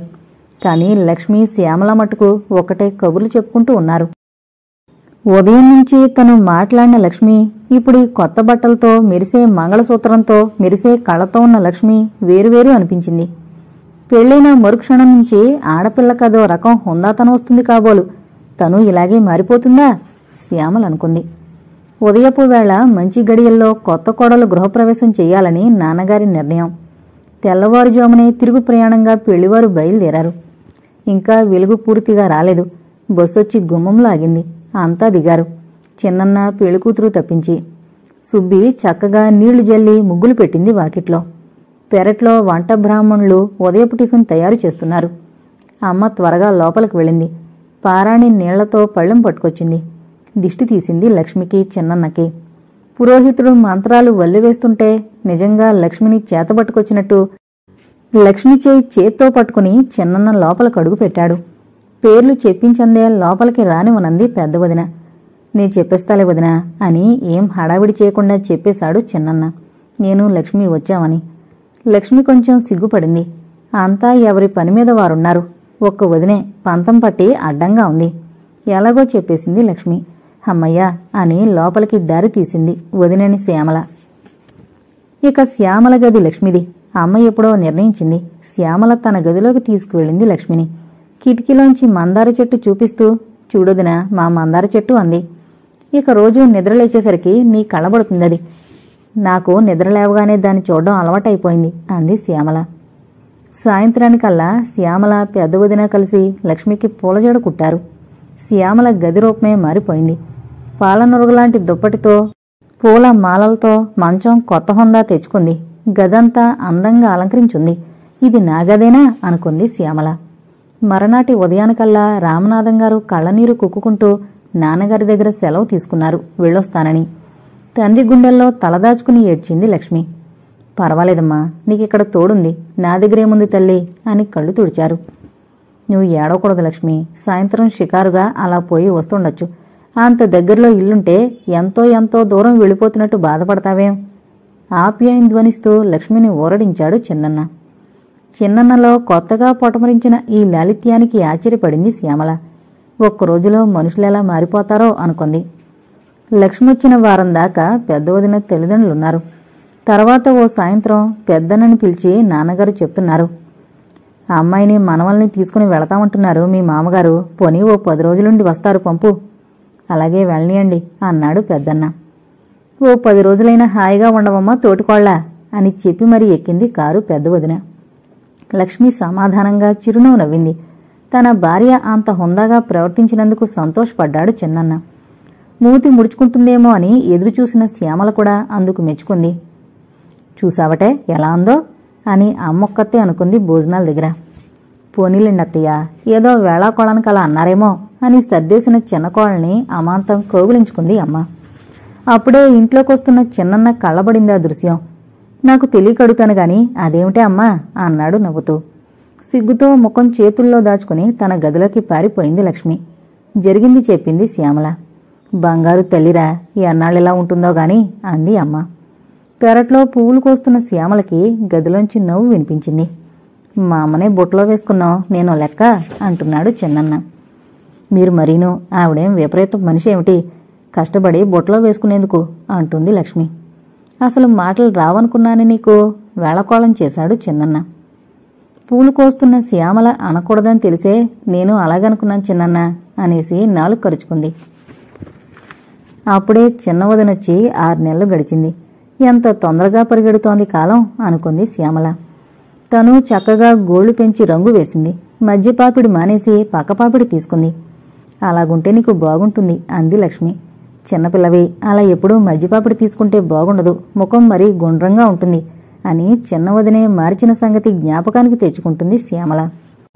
పెళ్లైన 6 నెలలకి ఇప్పుడే వదినం తీసుకుని చిన్నన్న వాళ్ళింటికి వెళ్లాడు. రామనాథం గారికి ఆరోగ్యం సరిగ్గా ఉండడం లేదు. కూతుర్ని ఓ వారం రోజుల పాటు ఉండేలా పంపమని అడిగాడు. చిన్న వదిన బయటకు వెళ్లిపోయిన తర్వాత గాని తెలియలేదు ఇల్లు ఎంత చిన్నబోయిందో. మాట్లాడితే తను అమ్మ కూడా చిన్న వదిన అని లక్ష్మి అని పిలవడం అలవాటైపోయింది. శ్యామల ఆలోచనలన్నీ హఠాత్తుగా తుంచేశాయి. పెరట్లోంచి వినవస్తున్న కేకలు. అమ్మ పెద్ద వదిన ఘర్షణ పడుతున్నట్టున్నారు. తనకి తెలియకుండానే దీర్ఘంగా నిట్టూర్చింది శ్యామల. చిన్న వదిన వచ్చిన కొత్తలో అంతా హాయిగానే ఉంది. కానీ రాను రాను గృహ వాతావరణం మారిపోవడం, అది 2 నెలల నుంచి మరీ భరించరాందిగా తయారవడం కళ్ల ముందే జరిగిపోయింది. చిన్న వదినకి మాట పొందికెక్కువ. ఉట్టినే 10 మాటలు మాట్లాడదు. పెద్ద వదిన తత్వం దానికి విరుద్ధం కావడంతో నంగనాచి అని, ఇలా గుట్టుచప్పుడు కాకుండా ఉండేవాళ్లే కొంపలు ముంచుతారని ఏంటేంటో అవకాశం చిక్కినప్పుడల్లా అంటూనే ఉంటుంది. అయినా చిన్న వదిన దాన్ని లెక్క చేయదు సరికదా, అసలు పట్టించుకోవడం మానేసింది. ఇంకో నెల 2 నెలల్లో పల్లెటూరుకి వెళ్లిపోయేది. ఇంతట్లో ఎందుకిక్కడ గొడవలు పడ్డం. నాన్నగారు అడపా తడపా వెళ్లి అక్కడ ఇల్లు బాగులు చూస్తూనే ఉన్నారు. ఇంకన్నీ సిద్ధమే. చిన్న వదిన నాన్నగారికి కొంచెం స్వస్థత కుదరగానే వదిన చిన్నన్న వెళ్లిపోతారు పల్లెటూరికి కాపురం. అది తలుచుకున్నప్పుడల్లా ఏదో తెలియని బెంగ పీడించడం ప్రారంభించింది శ్యామలను. ఇన్నాళ్లు పోల్చి చూసే అవకాశం లేకగాని ఇప్పుడు ఈ చిన్న వదినతో పెద్దావిడ్ని పోల్చి చూస్తుంటే ఎలా నెగ్గుకొచ్చాం ఇన్నాళ్లు అనిపిస్తోంది. అన్నయ్య మాట్లాడడానికి ఎప్పుడు అవకాశం ఇచ్చినా మనమే పోయి అక్కడుందాం, ఇక్కడ ప్రాక్టీస్తో కొట్టుకోవడం దేనికండి, అతగాడు ఎంఏ కాదా, ఏదైనా ఉద్యోగం చేస్తే ఇక్కడ ఉంటాడు అని అంటూనే ఉంది. చిన్నన్న పొలాల దగ్గర ఉంటే వాటిని జాగ్రత్తగా చూసి చివరికి అవన్నీ నావి అంటాడేమోనని వదిన భయం. ఆ భయం మూలానే ఎన్నో మడత పేచీలు లేవనెత్తుతోంది. పుట్టింటి నుంచి తిరిగొచ్చిన తర్వాత ఈ రోషం మరీ ఎక్కువైపోయింది. ఏమో రోజులిలా ఉన్నాయి, ఎవరిని నమ్మినా మోసం చేసేవారే, తల్లేమిటి తోడేమిటి అన్న భయం భీకర రూపం దాల్చి అసలు విశ్రాంతి లేకుండా చేస్తోంది పెద్ద వదిన్ని. అందుకే వెళితే అందరం వెళ్ళిపోదాం, లేకుంటే అక్కడ మేమే ఉంటాం అని ఈ కొత్త పేచీ లేవదీసింది. చిన్న వదిన ఊరికి వెళ్లిన దగ్గర నుంచి ఏదో ఒక గొడవ చెలరేగుతూనే ఉంది. ఎంత సర్ది చెప్పాలని చూసినా శ్యామల తరం కావడం లేదు. అందుకే వినిపించుకోకుండా ఊరుకోవడమే ఉత్తమం అని కిటికీలో కూర్చుని మందార చెట్టుకేసి అటు ఇటు అతి హడావిడిగా తిరుగుతున్న పిచ్చుకలకేసి చూస్తోంది శ్యామల. మీరు ఎన్నైనా చెప్పండి, మీరు పూర్తిగా మారిపోయారు అంటోంది వదిన. అది కాదే సుందరి, ఏదో మాట వరసకు అన్నానే అనుకో, దానికి సమాధానం చెప్పక పాత పురాణాలన్నీ తీస్తావెందుకే? ఎన్నాళ్లకి అమ్మ సౌమ్యంగా ఒక ప్రశ్న వేసింది అనుకుంది శ్యామల. ఎర్రగా బుర్రగా ఉందని అంతా నెత్తినెక్కించుకుంటున్నారు. నేను నా పిల్లలు అలసైపోయావా? నేనేం దిక్కులేకి ఇంటికి చాకరీకొచ్చానా? మా నాన్నేం గతిలేనివాడు కాదు, నేను గతిలేనిదాని కాను. ఇలా లోపల స్వయం పాకాలు చేసే బదులు మీరు వేరే ఉండండి, మేం భరించలేమనేయచ్చుగా. అదే వద్దంట. నిన్నెవరు ఉండొద్దన్నారు? నీకిష్టం లేకపోతే నువ్వే వేరు వెళ్ళు, నీ కొంగు పట్టుకుని వాడు వస్తాడు. అంతేకాని లక్ష్మినే మనకు, పాపం తెలియలేని పిల్ల మనింటి వచ్చి పడింది అని మనమేమైనా ముద్దు చేస్తున్నామా? పెళ్ళే గృహప్రవేశం చేసింది. అది మొదలు వంటింటి ప్రవేశం చేసింది. ఎవరు ఎప్పుడు ఏదడిగినా ఎంత ముద్దుగా చేసి పెడుతోంది. నా తోడబుట్టిందల్లా చేస్తుందే గాని చెయ్యాలని చెయ్యకపోతే గడవదనినా అంది అమ్మ. అంతే అంతే, మీకంతా మొత్తుమందు జల్లినట్టుందిప్పుడు. అక్కడ చేరి ఆ భూమి కాస్త స్వాహ అని మమ్మల్ని గడప తొక్కకుండా చేస్తుంది. అప్పటిగాని తెలిసి రాదు ఆ అమ్మాయి గారు అసలు నేర్పు. విషం కక్కుతోంది పెద్ద వదిన. అబ్బా, ఏం ఆడవాళ్లు! ఆడవాళ్ళకి పడదే. ఇక ఇతర సభ్య ప్రపంచంలో వీరెలా ఇముడుతారు? ఎదుటి ఆడది తమకంటే నేరపరైతే ఓర్వలేరు, అందగత్తైతే అసలే ఓర్వలేరు, ఆస్తిమంతురాలైతే కంట్లో నిప్పులు పోసుకుంటారు, అనుకూల గృహిణైతే అది చెడగొట్టాలని సతమతమవుతారు. కిటికీలోంచి దిగి వంటింటి దగ్గరకు వెళ్ళింది శ్యామల. పెరట్లో మంచం మీద కూర్చుని తలదూకుంటోంది పెద్దవదిన. వంటింటి గడపలో కూర్చుని బియ్యం బాగు చేస్తోంది అమ్మ. ఎవరైనా చూస్తే వీళ్లేనా ఇంతింత మాటలు అనుకుంటారు. చూడ్డానికి ఆ దృశ్యం అంత మామూలుగా ఉంది. శ్యామల వెళ్లి తల్లి పక్కనే కూర్చుంది. శ్యామలను చూడగానే మళ్లీ ప్రారంభించింది. ఇదిగో ఈ వెర్రిబాగులదొకతే. పులిని చూసి నక్క వాతలెట్టుకున్నట్టు తయారవుతోంది. ఏం ముద్దు ముచ్చట్లకు లోట్లేదు. తక్కువ కట్నం మా తమ్ముని చేసుకునేందుకు ఈ రంభకి లోటొచ్చింది. శ్యామల వచ్చే నవ్వును ఆపుకుంటూ, మధ్యాహ్నం నా గొడవెందుకులే, మీరు తేల్చుకోండి అంది. ఏముంది తేల్చుకునేందుకు? గోవ పెట్టల్లా వాళ్ళిద్దరు అక్కడ చేరతారు. ఈయనెంత సంపాదిస్తే అంత ఇక్కడ స్వాహా చేస్తూ మనం కాలక్షేపం చేస్తాం. ఆ రామనాథంగ రుట్ని ఇచ్చాడేం పిల్లని? బాగా ఆలోచించే ఇచ్చాడు అంది. వదినా, నువ్విన్నంటున్నావు కదా, ఒక్కటడగనా? చిన్న వదిన కాని చిన్నన్న కాని నాన్నగారు వెళ్లమంటున్నారు కనుక వెళుతున్నారు. వాళ్ళకి వెళ్లిపోవాలని నుండి కాదు. అయినా ఉన్న ఇద్దరు కొడుకులు నాన్న చెప్పినట్టు చేయకపోతే ఎలా చేస్తారు? పోని పెద్దన్నతో చెప్పి నువ్వు ఒప్పించు. మీరే వెళ్ళి అక్కడ ఉండండి. మీరు నమ్మక ద్రోహం చేస్తారని నాన్నగారు కూడా అనుకోరు అంది నెమ్మదిగా శ్యామల. పెద్ద చెప్పావులే, అయినా అవన్నీ నీకు ఇప్పుడేం అర్థమవుతాయి? పెళ్ళయ్యి పిల్లల తల్లివయ్యాక అప్పుడు ఇవన్నీ వంటబట్టేది అంది. సిగ చుట్టుకోవడం ముగించి అద్దంలో వెనకపక్క సిగ చూసుకోవాలని తాపత్రయపడుతూ.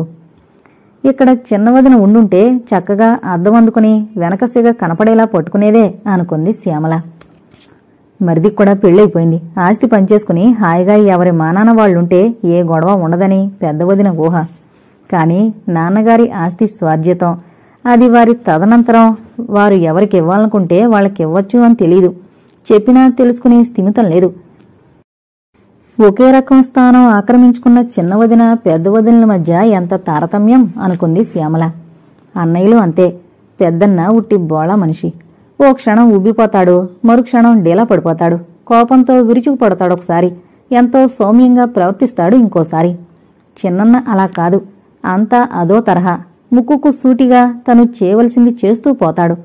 అంత మాత్రం చేత తీక్ష్ణంగా ఉండే రకం కాదు. సన్నగా నవ్వుతూనే చెప్పవలసింది ఘాటుగా చెప్పగల నేర్పరి.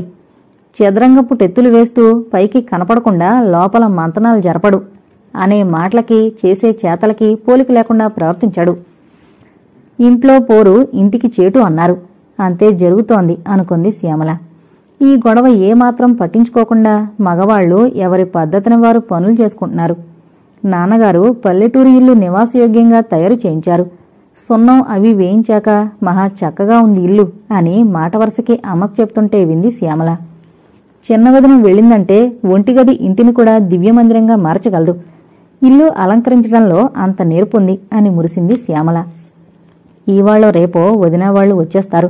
వారాంతంలో మంచి రోజున తరలి వెళ్లిపోతారు. ఈ లోపున తన ఉద్దేశం ఎలా చెప్పడం అని కొట్టుకుంటోంది శ్యామల. శ్యామలకి ఎలాగైనా వెళ్లి చిన్నన్నతో ఉండాలని, ఇక్కడ వాతావరణంలో తాను ఇమడలేకపోతోంది. దెప్పుళ్ళు, వ్యంగ్యాలు, విక్రంతలు మితిమీరిపోతున్నాయి. జడ వదులుగా వేసుకుంటే మీ ముద్దుల వదిన నేర్పిందా అంటోంది. గోళ్ళకి రంగేసుకుంటే పులిని చూసి నక్క వాత పెట్టుకున్నట్టు అంటుంది. ఏ పని చేసినా చూసి నేర్చుకున్నా తప్పైతే ఎలాగా? ఊపిరి పీల్చుకునే స్వేచ్ఛ కూడా పెళ్లి కాని పిల్లకి ఉండకూడదు అంటుంది పెద్ద వదిన. ధైర్యంగా దేని గురించైనా వాదించి చెప్తే నువ్వు లక్ష్మిలాగా మొగరాయిలా తయారవుతున్నావు అంటుంది. సమాధానం చెప్తే అదో తప్పు, పెద్ద రాద్ధాంతం లేవదీస్తుంది. ముందొచ్చిన చెవుల కన్నా వెనకొచ్చిన కొమ్ములు వాడి అన్నట్లు ఆవిడ గొప్ప అయింది ఇక్కడ అంటుంది. ఏం చేసినా ఓ మంచిగాని చెడ్డగాని ఏం చేసినా వంక పెట్టేవాళ్లతో చిక్కే. తెల్లవారితే చిన్నన్న వదిన వెళ్ళిపోతారు. శ్యామల దిగాలు పడి కూర్చుంది. ఇంట్లో తోడు లేకుండా ఉన్న శ్యామలకి లక్ష్మి చక్కని జత కలిసింది. 6 నెలల్లో వాళ్ళిద్దరి మధ్య స్నేహం బాగా పెరిగింది. ఇప్పుడు లక్ష్మి వెళ్ళిపోతే అసలు ఏం తోచదు. తనకు ఎలాగైనా వాళ్లతో పల్లెటూరికి వెళ్లాలనుంది. కాని నోరు విడిచి ఎలా చెప్తుంది, ఎలా అడుగుతుంది? అక్కడికే చిన్నవదిన, ఏం శ్యామల, నువ్వు నాతో కూడా వచ్చేయ్, కొన్నాళ్ళక్కడ ఉందుగాని అన్నప్పుడు అలాగేలే వదినా అందే కాని కళ్ళనీరు పెట్టుకుంది.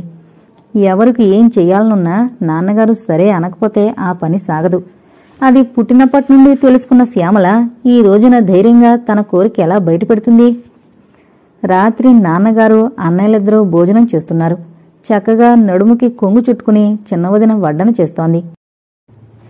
పెద్ద వదిన పిల్లల్ని పడుకోబెడుతోంది. చిన్నవదినొచ్చాక తెచ్చిన మార్పుల్లో ఇదొకటి. పిల్లలకి ముందు అన్నం పెట్టేస్తోంది చిన్నవదిన. చక్కగా కబుర్లు చెప్తూ, కథలు చెప్తూ, పెట్టకూడనివి పెట్టకుండా మురిపించి, తినవలసినవి తప్పకుండా తినిపించి మురిపిస్తుంది పిల్లల్ని. ఈ కొద్ది వ్యవధిలోనూ పిల్లలకు అందుకే అంత చనువు ఏర్పడింది. వీళ్లను వదిలి నేనెలా ఉండగలనో అనుకుంది వదిన. అది విన్న పెద్ద వదిన, మహారాజులా ఉండగలుగుతావు, నీ పిల్లలొచ్చేదాకానే అంది. అయినా కూడా వాళ్ళు వీళ్లంత పెరిగేదాకా ఆగాలిగా అని నవ్వింది చిన్న వదిన. పిల్లల తొందర లేకపోవడంతో పెద్దవాళ్లు ప్రశాంతంగా భోజనాలు చేయడానికి సమయం చిక్కుతోంది. అందరితో పాటు అన్నాలకి కూర్చోబెట్టి, అది తింటే చంపుతాను, ఇది తింటే వీపు పగులుతుంది అని సతాయిస్తూ కూర్చునేది పెద్ద వదిన. అన్నం దగ్గర గోలగా ఉంటే అందరికీ కెట్టదు. ఎవరికి వాళ్లు 4 మెతుకులు నోట కరచి తిన్నామనిపించి లేచిపోయేవారు. ఆ పద్ధతి మారినందుకు ముందు సంతోషించింది నాన్నగారు. అమ్మాయి, ఇదంతో బాగుందమ్మా, కుర్రవెదలు పెందరాలే తినేసి పడుకోవాలి అన్నారు. అదే ఆయన మెప్పులకి చిహ్నం. పెరుగు వడ్డిస్తూ, పోనీ ఓ 10 రోజుల పాటు ఉండొస్తుంది, శ్యామల్ని నా వెంట తీసుకెళ్లాలనుంది అంది చిన్న వదిన. వంటింటి గడప కావతలున్న శ్యామల గుండెలు రాబోయే సమాధానాన్ని తలుచుకుని వణికాయి. చిన్నన్న తలెత్తి చూసి నవ్వేసి ఊరుకున్నాడు. పెద్దన్న తల ఎత్తలేదు. నాన్నగారు పెరుగన్నం తినేసి చేయి కడుక్కునేందుకు లేవబోయి ఆగారు. పోనీ అలాగే చేయవమ్మా, చిన్నికి మార్పుగా ఉంటుంది అన్నారు. అమ్మయ్యా అని నిట్టూర్చింది శ్యామల. అమాంతం చిన్నవదినను కౌగిలించుకోవాలనుకుంది. కాని తన ఆత్రంలో చిలిపిగా తనకేసి చూస్తూ ఎదురుగా నిల్చున్న చిన్ననని చూడనేలేదు శ్యామల. నిన్ను బొట్లో వేసుకుంది మీ అన్న వదిన అన్నాడు నవ్వుతూ. తెల్లవారితే ప్రయాణానికి ఆగా మేఘాల మీద తెమిలింది శ్యామల. తన చీరలు, పుస్తకాలు అన్నీ ఒక పెట్టెలో సర్దేసింది. కొంత సామాను ముందే పంపించేశారు నాన్నగారు. మిగిలిందిప్పుడు వెళుతోంది. నాన్నగారికి, అమ్మకి వంగి నమస్కరించింది శ్యామల. ఉదయంతో వెళ్ళొస్తాను, పిల్లలు జాగ్రత్త, మళ్ళీ త్వరలో వచ్చేస్తాను అంది. వేరే నాన్నలు లేస్తే ఏడుస్తారు అని తనలో తాను అనుకుంటూ కారెక్కింది చిన్నవదిన. వెనకనే హుషారుగా తను నడిచింది శ్యామల. శ్యామలకిది కొత్త బాటకి నాందిలా తోచింది. తోటలో సాయంత్రం పూట అటు ఇటు చూస్తూ ఏంటేంటో ఊహించుకుంటూ తిరుగుతోంది శ్యామల. ఆమె కళ్ళు అంది అందనట్టున్న జామకాయల మీదకి పదే పదే పోతున్నాయి. పల్లెటూళ్ళు ఎంత హాయిగా ఉన్నాయి, ఏంటేంటో అనుకునేదాన్ని అనుకుంది. పట్నవాసపు హడావిడి చేయకుండానే చైతన్యంతో అలరారుతూ ఉండే ఈ ఊరు శ్యామలకి బాగా నచ్చింది. అంతకంటే చిన్నవదిన, చిన్నన్న మరీ ఆరాధ్య దైవాలయ్యారు. చెప్పకుండానే శాసించగల నేర్పు చిన్నన్నకి ఎలా వచ్చిందో. చిన్నవదిన మటుకు బదులు చెప్పకుండా పైకి అడగకుండానే తన కోరికలు చెల్లించుకుంటుందే. ఓ వేరుశనగ తీగ పీకి మట్టిని గొట్టకేసి దులుపుతోంది శ్యామల. అప్పుడుగాని ఎక్కడో ఏదో హడావుడవుతున్నట్టు గుర్తించలేదు. బుసలు కొడుతూ దూరంలో పోట్లగొడ్డు పరిగెత్తుకొస్తోంది. ఆ క్షణంలో ఏం చెయ్యాలో తెలియక పట్నవాసపు పిరికితనమంతా ఆవరించి బాబోయ్ అని ఒక్క కేక పెట్టింది. ఎర్ర పైట చెంగు గాలికెగిరేలా పొరుగెట్టడం ప్రారంభించింది. కళ్ళు ఎటు చూస్తున్నాయో తెలియడం లేదు. కాళ్ళు ఎటు తీసుకెళ్తున్నాయో తెలియడం లేదు. వేరుశనగ తీగ చేతిలో అలాగే వేలాడుతోంది. పొరుగులంకించుకుంది శ్యామల. శ్యామల పిరికితనం గ్రహించినట్టు మహా ఉధృతంగా రంకెలు వేస్తూ ఆగి ఆగి గిట్టలు నేలకేసి దువ్వుతూ తల నేలబారుగా వంచేసి దూసుకొస్తోంది గొడ్డు. శ్యామల అంత వేగంతోనూ ఎవరినో గుద్దుకుంది. ఆస్కారం దొరికినందుకు అమాంతం కౌగులించుకుని కళ్ళు మూసుకుంది. అలాగే పొదివి పట్టుకుని చెట్టుచాటుకి ఒక్క లాగు లాగాడు ఆదుకున్న వ్యక్తి. వస్తున్న స్పీడులో గొడ్డు తిన్నగా బాణంలా దూసుకుపోయింది. అది గుడ్డి భాగవతమే. స్పీడ్లో తిన్నగా పరిగెత్తింది రంకెలు వేస్తూ. అది వచ్చి కుమ్మేసే భయంకర సంఘటన కోసం ఎదురుచూస్తూ కళ్ళు గట్టిగా మూసుకుని అలాగే ఆ వ్యక్తిని పట్టుకుని నిలబడిపోయింది శ్యామల. ఆ పోట్లగొడ్డు అటు వెళ్ళిపోయిందండి, ఇంకా కళ్ళు తెరవచ్చు. నిజంగానా? నేనింకా బ్రతికే ఉన్నానా అంటూ కళ్ళు తెరిచి చూసింది శ్యామల. తనింతదాకా లతలా పెనవేసుకుపోయింది మౌనుని అన్నట్టు ఎదుటి వ్యక్తి మీదకి దృష్టి సారించింది. సిగ్గుతో చెంపలు కెంపుల్లా అయిపోయాయి శ్యామలకి. తలెత్తి ఎవరే ఉంటారా అని చూడలేకపోయింది. 2 చేతులతో ముఖం కప్పుకుంది. చేతిలో వేరుశనగలు అలాగే ఉన్నాయి. తన ఎదుట నిలబడిన అమాయకమైన సుందర దృశ్యం ఎంతో ఆనందాన్నిచ్చింది మురహరికి. క్షమించండి, మీరేం చెప్పనక్కర్లేదు. నేను దూరం నుంచే చూశాను మీ అవస్థ. మీరు పట్నంవాసం వారనుకుంటాను కుతూహలంగా అడిగాడు.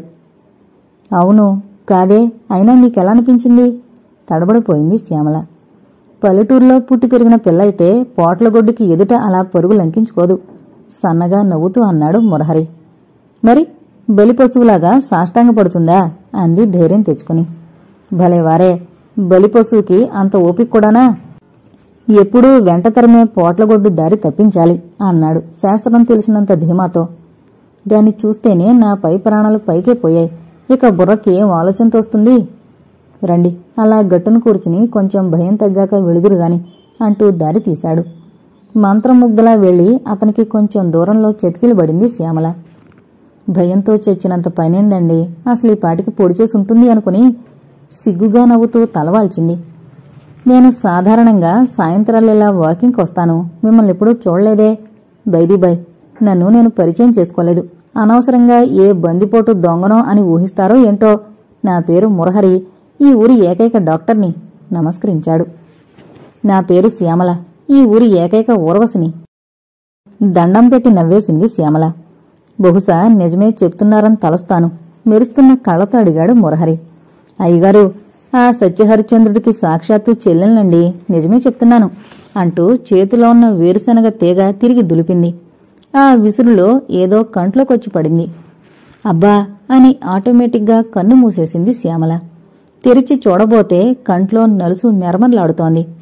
అరే, అలా కన్ను నలపకండి, ఒకసారి గట్టిగా ఊత్తే వచ్చేస్తుంది నలుసు అంటూ ముందు కొంగాడు మురహరి. అయితే మీరు నాటు వైద్యులన్నమాట నవ్వుతూనే అంది. నవ్వుతున్న శ్యామల కంటి వెంట నీరు కారుతుంటే ఎంతో అమాయకంగా తోచింది మురహరికి. చిట్కా వైద్యాలకి ఏ వైద్యుడైతేనేం అంటూ కనురెప్ప విప్పి పట్టుకుని కంట్లోకి గట్టిగా ఊదాడు. ఆ ఊదిన స్పీడుకి నలుసు పోయినట్టుంది, కాని కన్ను బాగా ఎర్రబడింది. ఇంటికి వెళ్లి ఓసారి చల్లటి నీళ్లతో కన్ను బాగా కడగండి అని సలహా ఇచ్చాడు. మీ సలహాకి కృతజ్ఞురాలని డాక్టర్ గారు, మీకంటే ఎన్నో ట్రిక్కులు తెలుసు మా చిన్నన్నకి అంది కంటికి కొంగు నొక్కుంటూ. అలా కొంగేనా అన్ని పనులకి అంటూ జేబులోంచి తెల్లని రుమాలు తీసిచ్చాడు మురహరి. రేపు ఉతికించి తెస్తాలండి అంటూ ఆ మడత కంటికొత్తుకుంది శ్యామల. థ్యాంక్యూ, మీరచ్చం జానపదంలో నాయకులా ఉన్నారు. మాటగాని చేతగాని నేలపడినెవరనుకుంటాను. ఏం, ఎందుకని? నావన్నీ మా చిన్నన్న పోలికలనుకుంటాను తేలిగ్గా నవ్వేసింది శ్యామల. ఎంతకీ ఎవరా చిన్నన్న? మీ నోట నువ్వు గింజలా తేలియాడుతున్నాడే. ఎంఏ చదివిన ఈ ఊరి రైతే తెలీదా మీకు? ఏం డాక్టర్లండి? అరే, శర్మ తెలియకేం, బాగా తెలిసే. అయితే నిజంగానే మీరతని చెల్లిలా కుతూహలంగా అడిగాడు మురహరి. అయ్యగారు, ఇలాంటివి అబద్ధం చెప్తారటండి, ఎంత పట్నం వాళ్ళమైతే మటుకు సాగదీసింది శ్యామల. నేను తరచూ శర్మని కలుస్తూనే ఉంటాను, నిన్న కూడా కనిపించాడు. అయితే మా వదినకి తలనొప్పికి మందిచ్చింది మీరేనా? మాత్ర వేసుకుంటే డోకులు కూడా పట్టుకున్నాయి అంది నవ్వుతూ. ఏం డాక్టర్ బాబు, మాత్ర వేస్తే వైకుంఠం దాకా నడిపిస్తారు కాబోలు అంది సగం స్వాగతంగా. మాత్ర వేయకుండానే స్వర్గం దాకా నడిపిస్తూ ఉంటాం శ్యామల గారు. మీకు డాక్టర్లంటే అంత గౌరవం లేనట్టుంది. లేకమండి, బోల్డుంది. అయితే డాక్టర్లని నమ్మకూడదని మా నమ్మకం. మీ నమ్మకమా? ఇంకా ఎంతమంది అక్కా చెల్లెళ్ళు మీరు? దేవుని దయవల్ల నేనొక్కరితోనే చెల్లెలుగా ఉండిపోవడం తన అదృష్టమని ఎప్పుడూ చిన్నన్న భగవంతుణ్ణి తలుచుకుంటూ ఉంటాడు. బతికించారు పాపం. మీలాంటి ఇంకో ఏ అరడజన ఉంటే ఎప్పుడో సన్యాసుల్లో కలిసిపోయి ఉండును నవ్వుతూ అన్నాడు మురహరి. ఏం కదా, మా పెళ్లిళ్ళు చేయలేక అలా అయిపోతాడని కదూ మీ ఉద్దేశం? కట్నం పోస్తే కొండమీద కోతైన దిగి చక్కా వచ్చే ఈ రోజుల్లో డబ్బున్న మాకేం భయమండి తీవ్రంగానే అడిగింది శ్యామల. చిత్తం, తెలియకన్నాను మహారాణి. దాసుని తప్పు దండంతో సరికదా, దండాలు అన్నాడు డాక్టర్ మురహరి. పొదివి పట్టుకున్న మరుక్షణంలోనే శ్యామల అతని మనసు దోచుకుంది. ఇక శర్మ చెల్లెలు అని తెలిసాక కోరికల గుర్రాల కళ్ళాలు సడలాయి డాక్టర్కి. అయినా నాకు డాక్టర్లంటే అంత సదభిప్రాయం లేదులేండి, చాలా ఆరిందల అంది. మీ వయసు చాలా ప్రాచీనమై ఉండాలి. వయసుకి దీనికి ఏం సంబంధం? మా స్నేహితులిద్దరూ అప్పుడే పిల్లల తల్లులయ్యారు. అది కాదు నీ చెప్పేది. డాక్టర్లకి నిలకడుండదు. అందమైన నల్లని బస్తీ పెళ్ళాన్ని వదిలేస్తారు అంది. అలాగా అన్నాడు కుతూహలంగా. అలాగే మరి అంటూ వెక్కిరించి, నన్ను రక్షించారు, మీకెలా నా కృతజ్ఞత చెప్పుకోను? నమస్కారం, నేను వెళతానండి, చాలా ఆలస్యమైంది అంటూ లేచింది. మురహరి కూడా లేచాడు. శ్యామల వెళ్ళిపోతే మళ్ళీ ఎప్పుడు కనిపిస్తుందో తెలీదు. నేను సాధారణంగా ఇటు సాయంత్రం పూట వస్తుంటాను. చిత్తం, ఇక మీదట నేను మీ దారికి అడ్డురాను అంది. అది కాదండి, నా డిస్పెన్సరీ 6 తర్వాత తెరుస్తాను. అప్పుడే రైతులు నెమ్మదిగా తీరుబాటుగా వస్తారు. ఈలోగా నా కాలక్షేపం ఈ నడక అన్నాడు. మీకు ప్రాక్టీస్ లేదని నేనన్నానటండి, సంజేషిస్తున్నారు. మీరు చాలా చాలా లిటిగెంట్గా ఉన్నారే. మా పెద్దన్న లాయర్లేండి నవ్వేస్తూ ఇంటికి నడిచింది శ్యామల. ఈసారి వచ్చినా కొంచెం జాగ్రత్తగా ఉండండి, పోట్లగొడ్డు పగబడుతుందంటారు హెచ్చరించాడు మురహరి. నిజంగానా? నమ్మలేకపోయింది శ్యామల. నిజంగానేనండి, అబద్ధం ఎందుకు చెప్తాను? ఓసారి ఏమైందంటే గొంతు సవరించాడు మురహరి. బాబోయ్ చెప్పకండి, అసలే భయంతో చస్తుంటేను. అందుకే ఇటువైపులకొచ్చిన నాలా 6 గంటలయిందే, రండి, వస్తాను అంటూ బయలుదేరాడు మురహరి. అలాగే అంటూ తను ఇంటిదారి పట్టింది.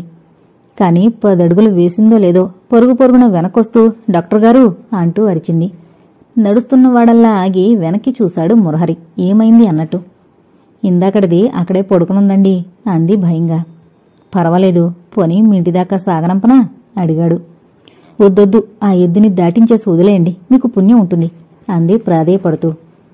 అంతకంటే ఈ రాజకుమారుడికేం కావాలి, రండి అంటూ శ్యామల దారి పట్టాడు మురహరి. ఎద్దు కళ్ళు మూసుకుని నెమర వేసుకుంటోంది, తోక కదిలిస్తోంది. ఎలా పడుకుందో నంగనాచిలా అంది దానికేసి దొంగచూపులు చూస్తూ. అది అంతేలేండి, మీ చిన్నన్న ఉదయం పూట ఇంట్లో ఉంటారా? 9 అయ్యేదాకా లేవనే లేవడు. అదేం రైతో, చిన్న క్లాసుల్లో రైతులు వేకుజామునే లేచి పొలం పనులకు పోతారని రాస్తారెందుకండి? రోజులు మారిపోయాయి. ప్రాణాంతకంగా ఉండేది ఇదివరకు పొలం పనంటే. 4 రోజులు అశ్రద్ధ చేస్తే చాలు, పంట తగలబడేది. ఇప్పుడలా కాదు. దున్నడం దగ్గర్నుంచి అన్నీ సులభంగానే చేసుకోవడం నేర్చుకున్నాడు రైతు. మీకు పొలాలున్నాయా? మా నాన్నగారు ఈ ఊరి కరణం, మీకు తెలీదా? బాగుంది, నాకెలా తెలుస్తుందండి, నేనేం లిటిగెంటునా ఏమైనానా నవ్వుతూ అంది శ్యామల. అది నిజమే, అయినా నే చెప్పడం భావ్యం కదా. ఒకవేళ మీ చిన్నన్న ఏం ఇంత లేట్ అయింది అంటూ సినిమాలోలా కేక వేశాడనుకోండి, అప్పుడు ఆ కరణంగారబ్బాయితో మాట్లాడుతూ ఉండిపోయానని చెప్పాలనా మీ ఉద్దేశం? ఏం చెప్తారు లేకుంటే? అది పాయింటే, చూద్దాంలేండి, ఇక మీరు వెళ్ళండి అంటూ సాగనంపింది శ్యామల. అక్కడే నిలబడి అతగాడు వెళ్ళిపోతుంటే చూస్తూ ఉండిపోయింది. డాక్టర్ కాకపోతే ఎంత బాగుండు అనుకుంది. కొంచెం దూరం సాగాక వెనక్కు తిరిగి చూశాడు మురహరి. తననే చూస్తున్న శ్యామల కనిపించి చేయి ఊపాడు. చూడనట్టే గబాలన వెనక్కు తిరిగి ఇంటిముఖం పట్టింది శ్యామల. ఇంట్లో అడుగు పెడుతుంటూనే చిన్నవదిన విసురు విసిరింది. ఇప్పుడే వస్తావని ఇంత ఆలస్యమేమిటి? ప్రకృతి ఒడిలో నిద్రపోయావా? వెటకారం చేసింది. ఏం లేదొదినా, అటు ఇటు అలా అలా తిరుగుతూ ఉండిపోయాను, టైం చూడలేదు అంది. ఇక వదిన సంభాషణ పొడిగించలేదు. రోజులు గడిచిపోతున్నాయి. శ్యామల ఉత్సాహంగా ఉంటోంది. నేలమీద నడుస్తూ మేఘాలలో తలదాచుకుంటోంది. సాయంత్రం 4 ఎప్పుడవుతుందా అని చూడ్డం ప్రారంభించి వారాలు గడిచిపోతున్నాయి. తోటకి వెళ్లడానికి ఎప్పుడూ అడ్డు చెప్పని చిన్నవదినని మోసం చేస్తున్నానేమో అన్న బాధ ఓ పక్క పీడిస్తున్నా ఎటూ తేల్చుకోలేని అయోమయ స్థితిలో పడిపోయింది శ్యామల. రోజూ సాయంత్రం అయ్యేసరికి కాళ్లు తోటలోకి నడుస్తున్నాయి. ఆమె వాటిని అదుపులో పెట్టుకోలేకపోయింది. ఇదేం బాగలేదు శ్యామల, రోజూ ఏదో టైంలో నాకు శర్మ కనిపిస్తాడు. నేనతన్ని ముఖమెత్తి చూడలేకపోతున్నాను. నేనింటికొస్తానంటే రావద్దంటావు. నువ్వైనా ఏదో అవకాశం చూసుకుని చెప్పాలిగాని అన్నాడు ఓ సాయంత్రం మురహరి. నిజమే, నేను అదే బాధపడుతున్నాను. ఈ రోజు ఎలాగైనా వదినతో కదులుస్తాను అంది గోముగా అతని భుజంలో తలదాచుకుంటూ. శ్యామల చెదిరిన ముంగురుల్ని సవరించాడు మురహరి. అమాయకంగా వాలిన ఆమె కనురెప్పలు నిమిరాడు. అలాగే కూర్చుంది శ్యామల. ఆమెలో ఒక విధమైన నిస్సహాయత తలెత్తింది. నేనిలా చేస్తానని తెలిస్తే చిన్నన్న కాదంటే అన్న బెంగ ఆమెని కొంగదీయడం ప్రారంభించింది. అందుకే ఈ కోత కంటే ఏదో తేల్చుకోవడమే మంచిదన్న నిశ్చయానికొచ్చిన రోజునే మురహరికి ఆ ఊహ రావడం ఆమెకి ధైర్యాన్నిచ్చింది. అతను ముభావంగా ఊరుకునుంటే తను చేయగలిగింది లేదు. ఏంటి ఆలోచిస్తున్నావు శ్యామల? నా గురించా మన గురించా? మన గురించే.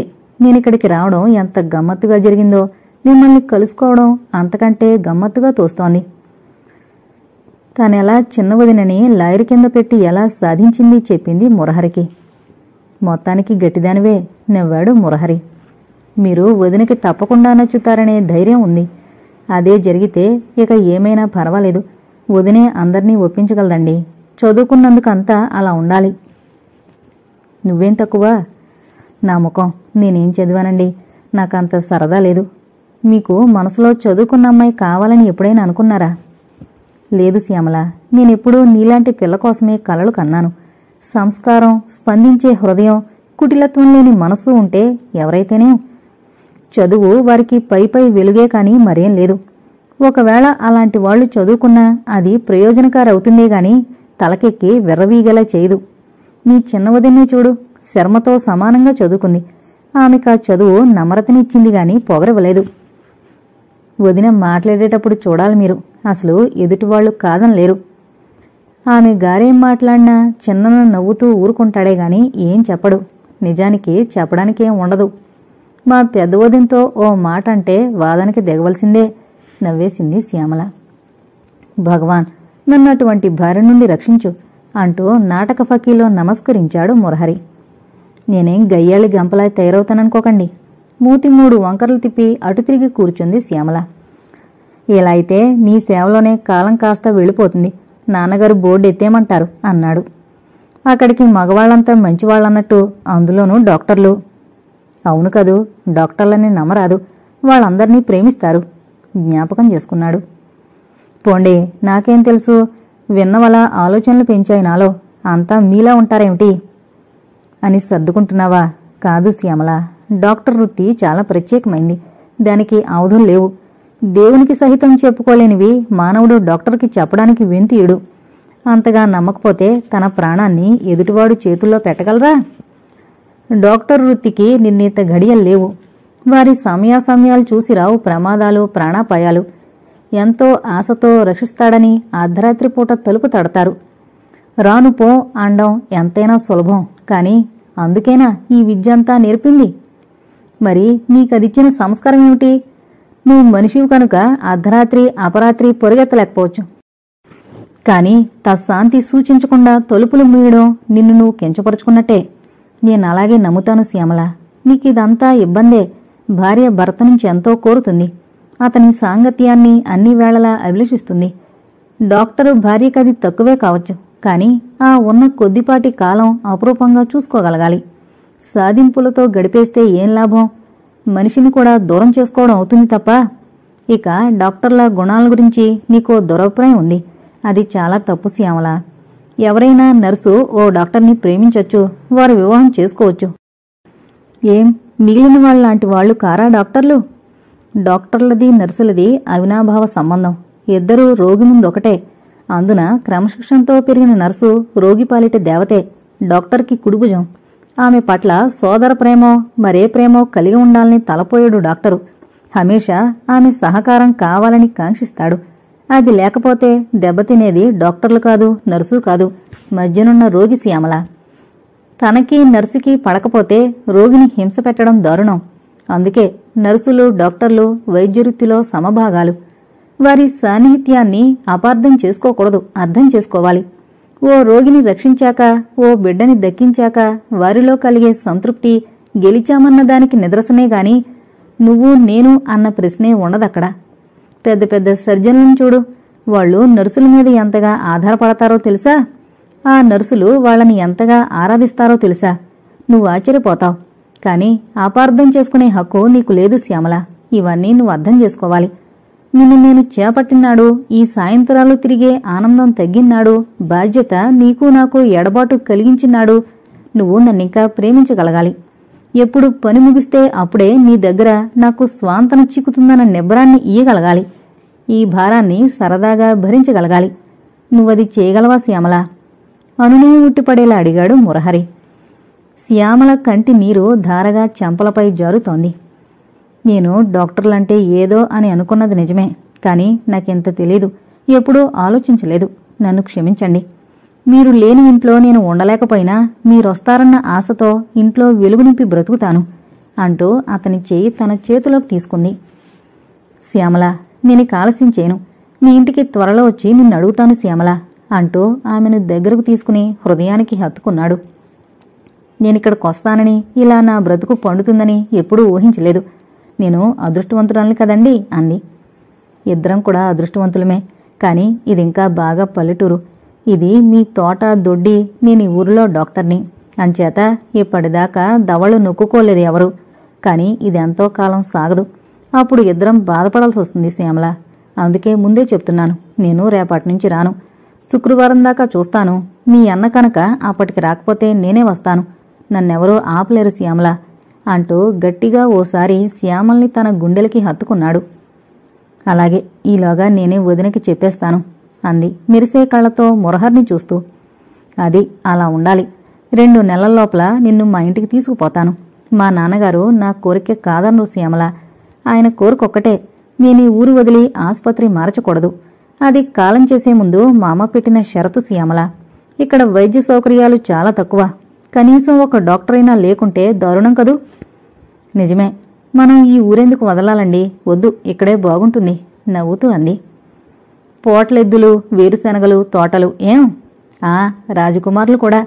నవ్వుతూ లేచి ముసురుకుంటున్న చీకట్లో వెలుగు తీగలా ఇంటిదారి పట్టింది శ్యామల. ఎన్నడూ పల్లెటూరులో ఉండి ఎరగదు లక్ష్మి.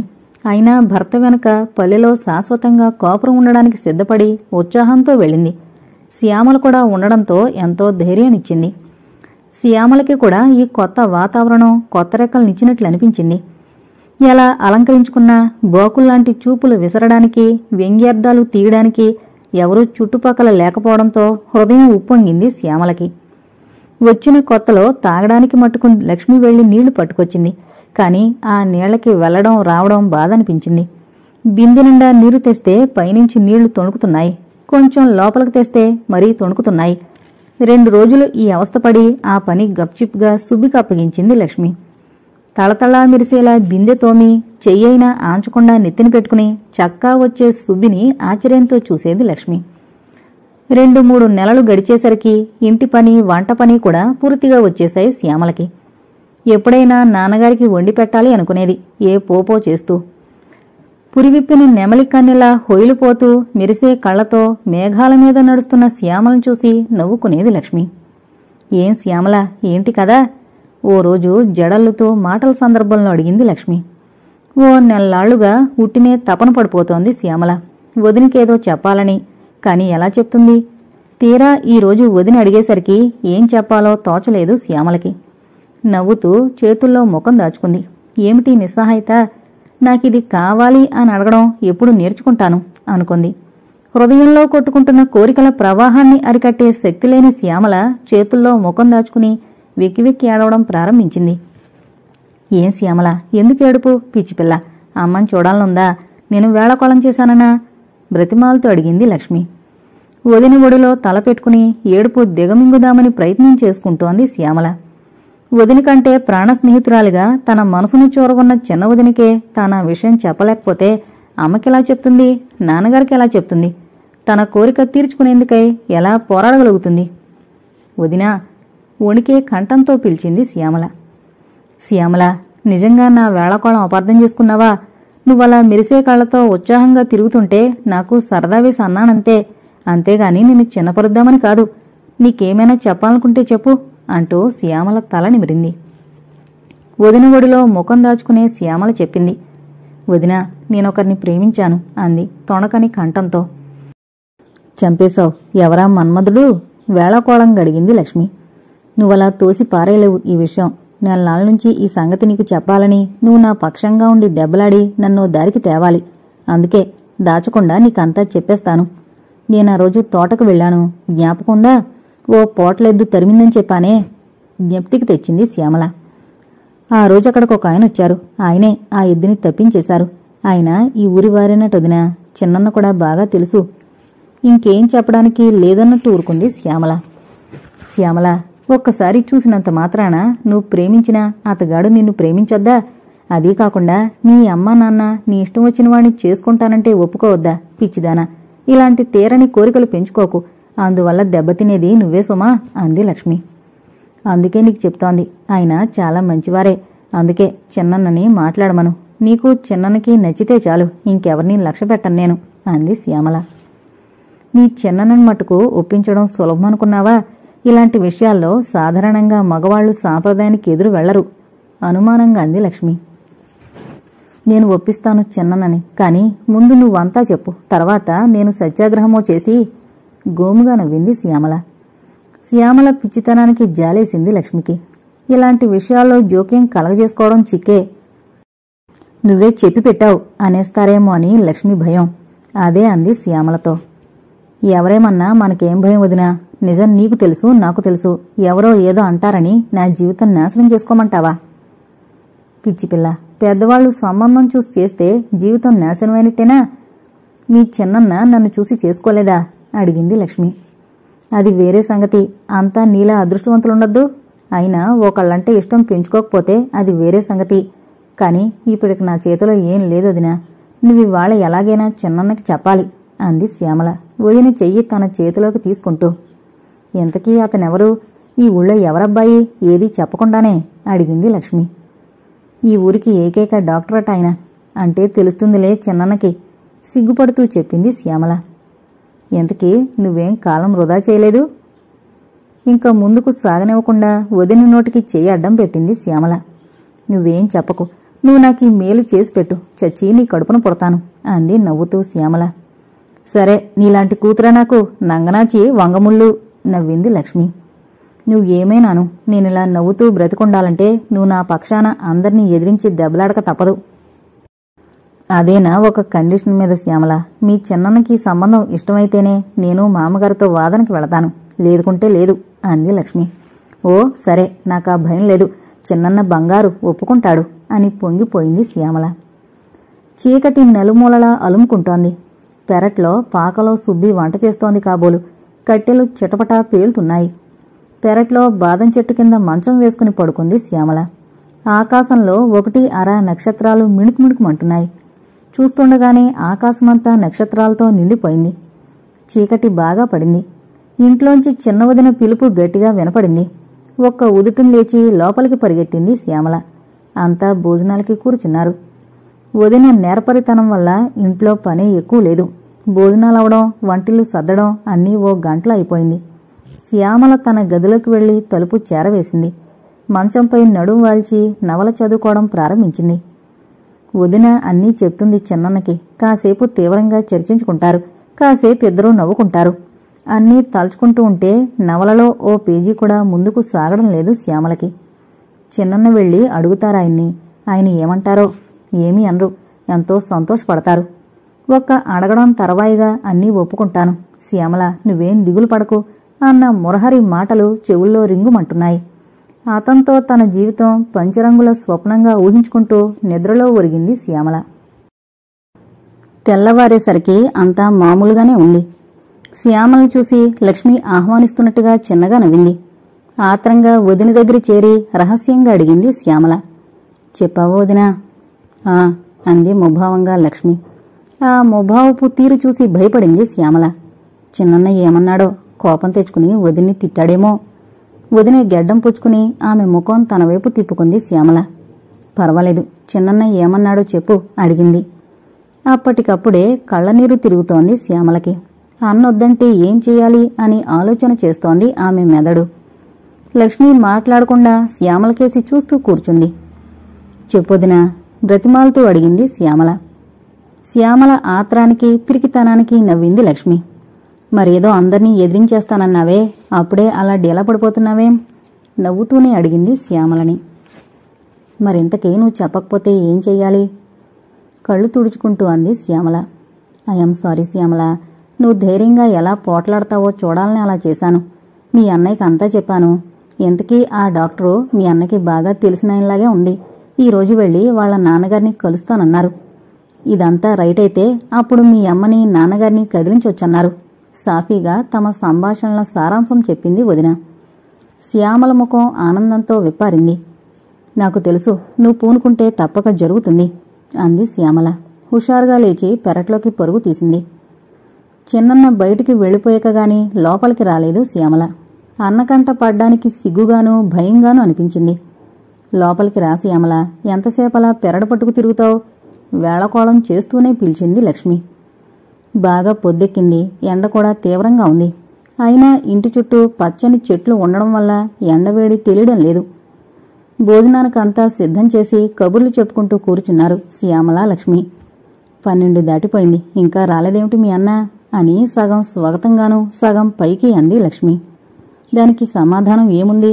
అన్నొస్తేనే గాని ఏ సంగతి తెలీదు. ఇంతలో డాక్టర్ మురహరి స్కూటర్ వచ్చి గుమ్మంలో ఆగింది. వెనక సీటు మీద నుంచి కిందకి దిగుతూ చాలా థ్యాంక్స్, మళ్ళీ కలుద్దాం అని చిన్నన్న లోపలికొచ్చాడు. చేయి ఊపి తిరిగి వెళ్ళిపోయాడు డాక్టరు. కిటికీలోంచి డాక్టర్ రావడం చూసిన శ్యామల గుండెలు ఏదో తెలియని మనోవేదంతో కొట్టుకున్నాయి. తన కోసం ఓసారి ఇటు అటు అయినా చూడకుండా వెళ్ళిపోయాడేం అనుకుంది. భోజనాలయ్యాక తన గదిలోకి శ్యామల వెళ్ళిపోతుంటే చిన్ని మాట అని పిలిచాడు చిన్నన్న. సిగ్గు వల్ల తలెత్తి అన్నగారి ముఖంలోకి చూడలేకపోయింది శ్యామల. చిన్ని, నువ్వు ధైర్యంగా చేసిన పని బాగానే ఉంది. డాక్టర్ నాకు చాలా కాలం నుంచి తెలిసినవాడే. నీకు ఇప్పుడు తెలుసు కనుక మిమ్మల్ని నేనేం అడగనక్కర్లేదు. వారి నాన్నగారిని ఈరోజు కలుసుకునొచ్చాను. ఆ సంగతి చెప్పాలనే ఆగాడు చిన్నన్న. వదిని కూడా పిలుస్తానుండు చిన్నన్న అంటూ వంటగదిలోకి వెళ్లబోయింది శ్యామల. అక్కర్లేద్దే, నువ్వు విను. డాక్టరు నాన్నగారి ఊరి కారణం నీకు తెలుసా? ఆయన్ని వెళ్లి కదిలించడానికి జంకాను. అయినా ఎలాగో తేలాలిగా. ఆయన ఎంత పెద్ద పులిలా కనిపిస్తాడో అంత సాధువు. తిన్నగా ఈ విషయం కదిపాను. కుర్రాడిష్టమే తనిష్టం అన్నారాయన. కాకుండా ఇంకొకటి నువ్వు తెలుసుకోవాలి.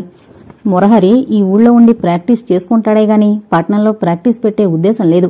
అంచేత పెళ్లి చేసుకున్నా నువ్వు అతన్ని పట్నం కాపురం కోసం వేధించకూడదు. చిలిపిగా నవ్వుతూ వార్నింగ్ ఇచ్చాడు చిన్నన్న. తల వంచుకుని కూర్చుని ఏ బదులు చెప్పలేదు శ్యామల. ఏమంటావ్? ఏంటి నీ ఉద్దేశం అని రెట్టించి అడిగేసరికి ఎలాగైనా పర్వాలేదు చిన్నన్న అంది చివరికి. చిన్ని, నువ్వింత ధైర్యం కలదానవని ఎప్పుడూ అనుకోలేదు. ఇది సవ్యంగా ముగిసేదాకా నాకు నిద్ర పట్టదు.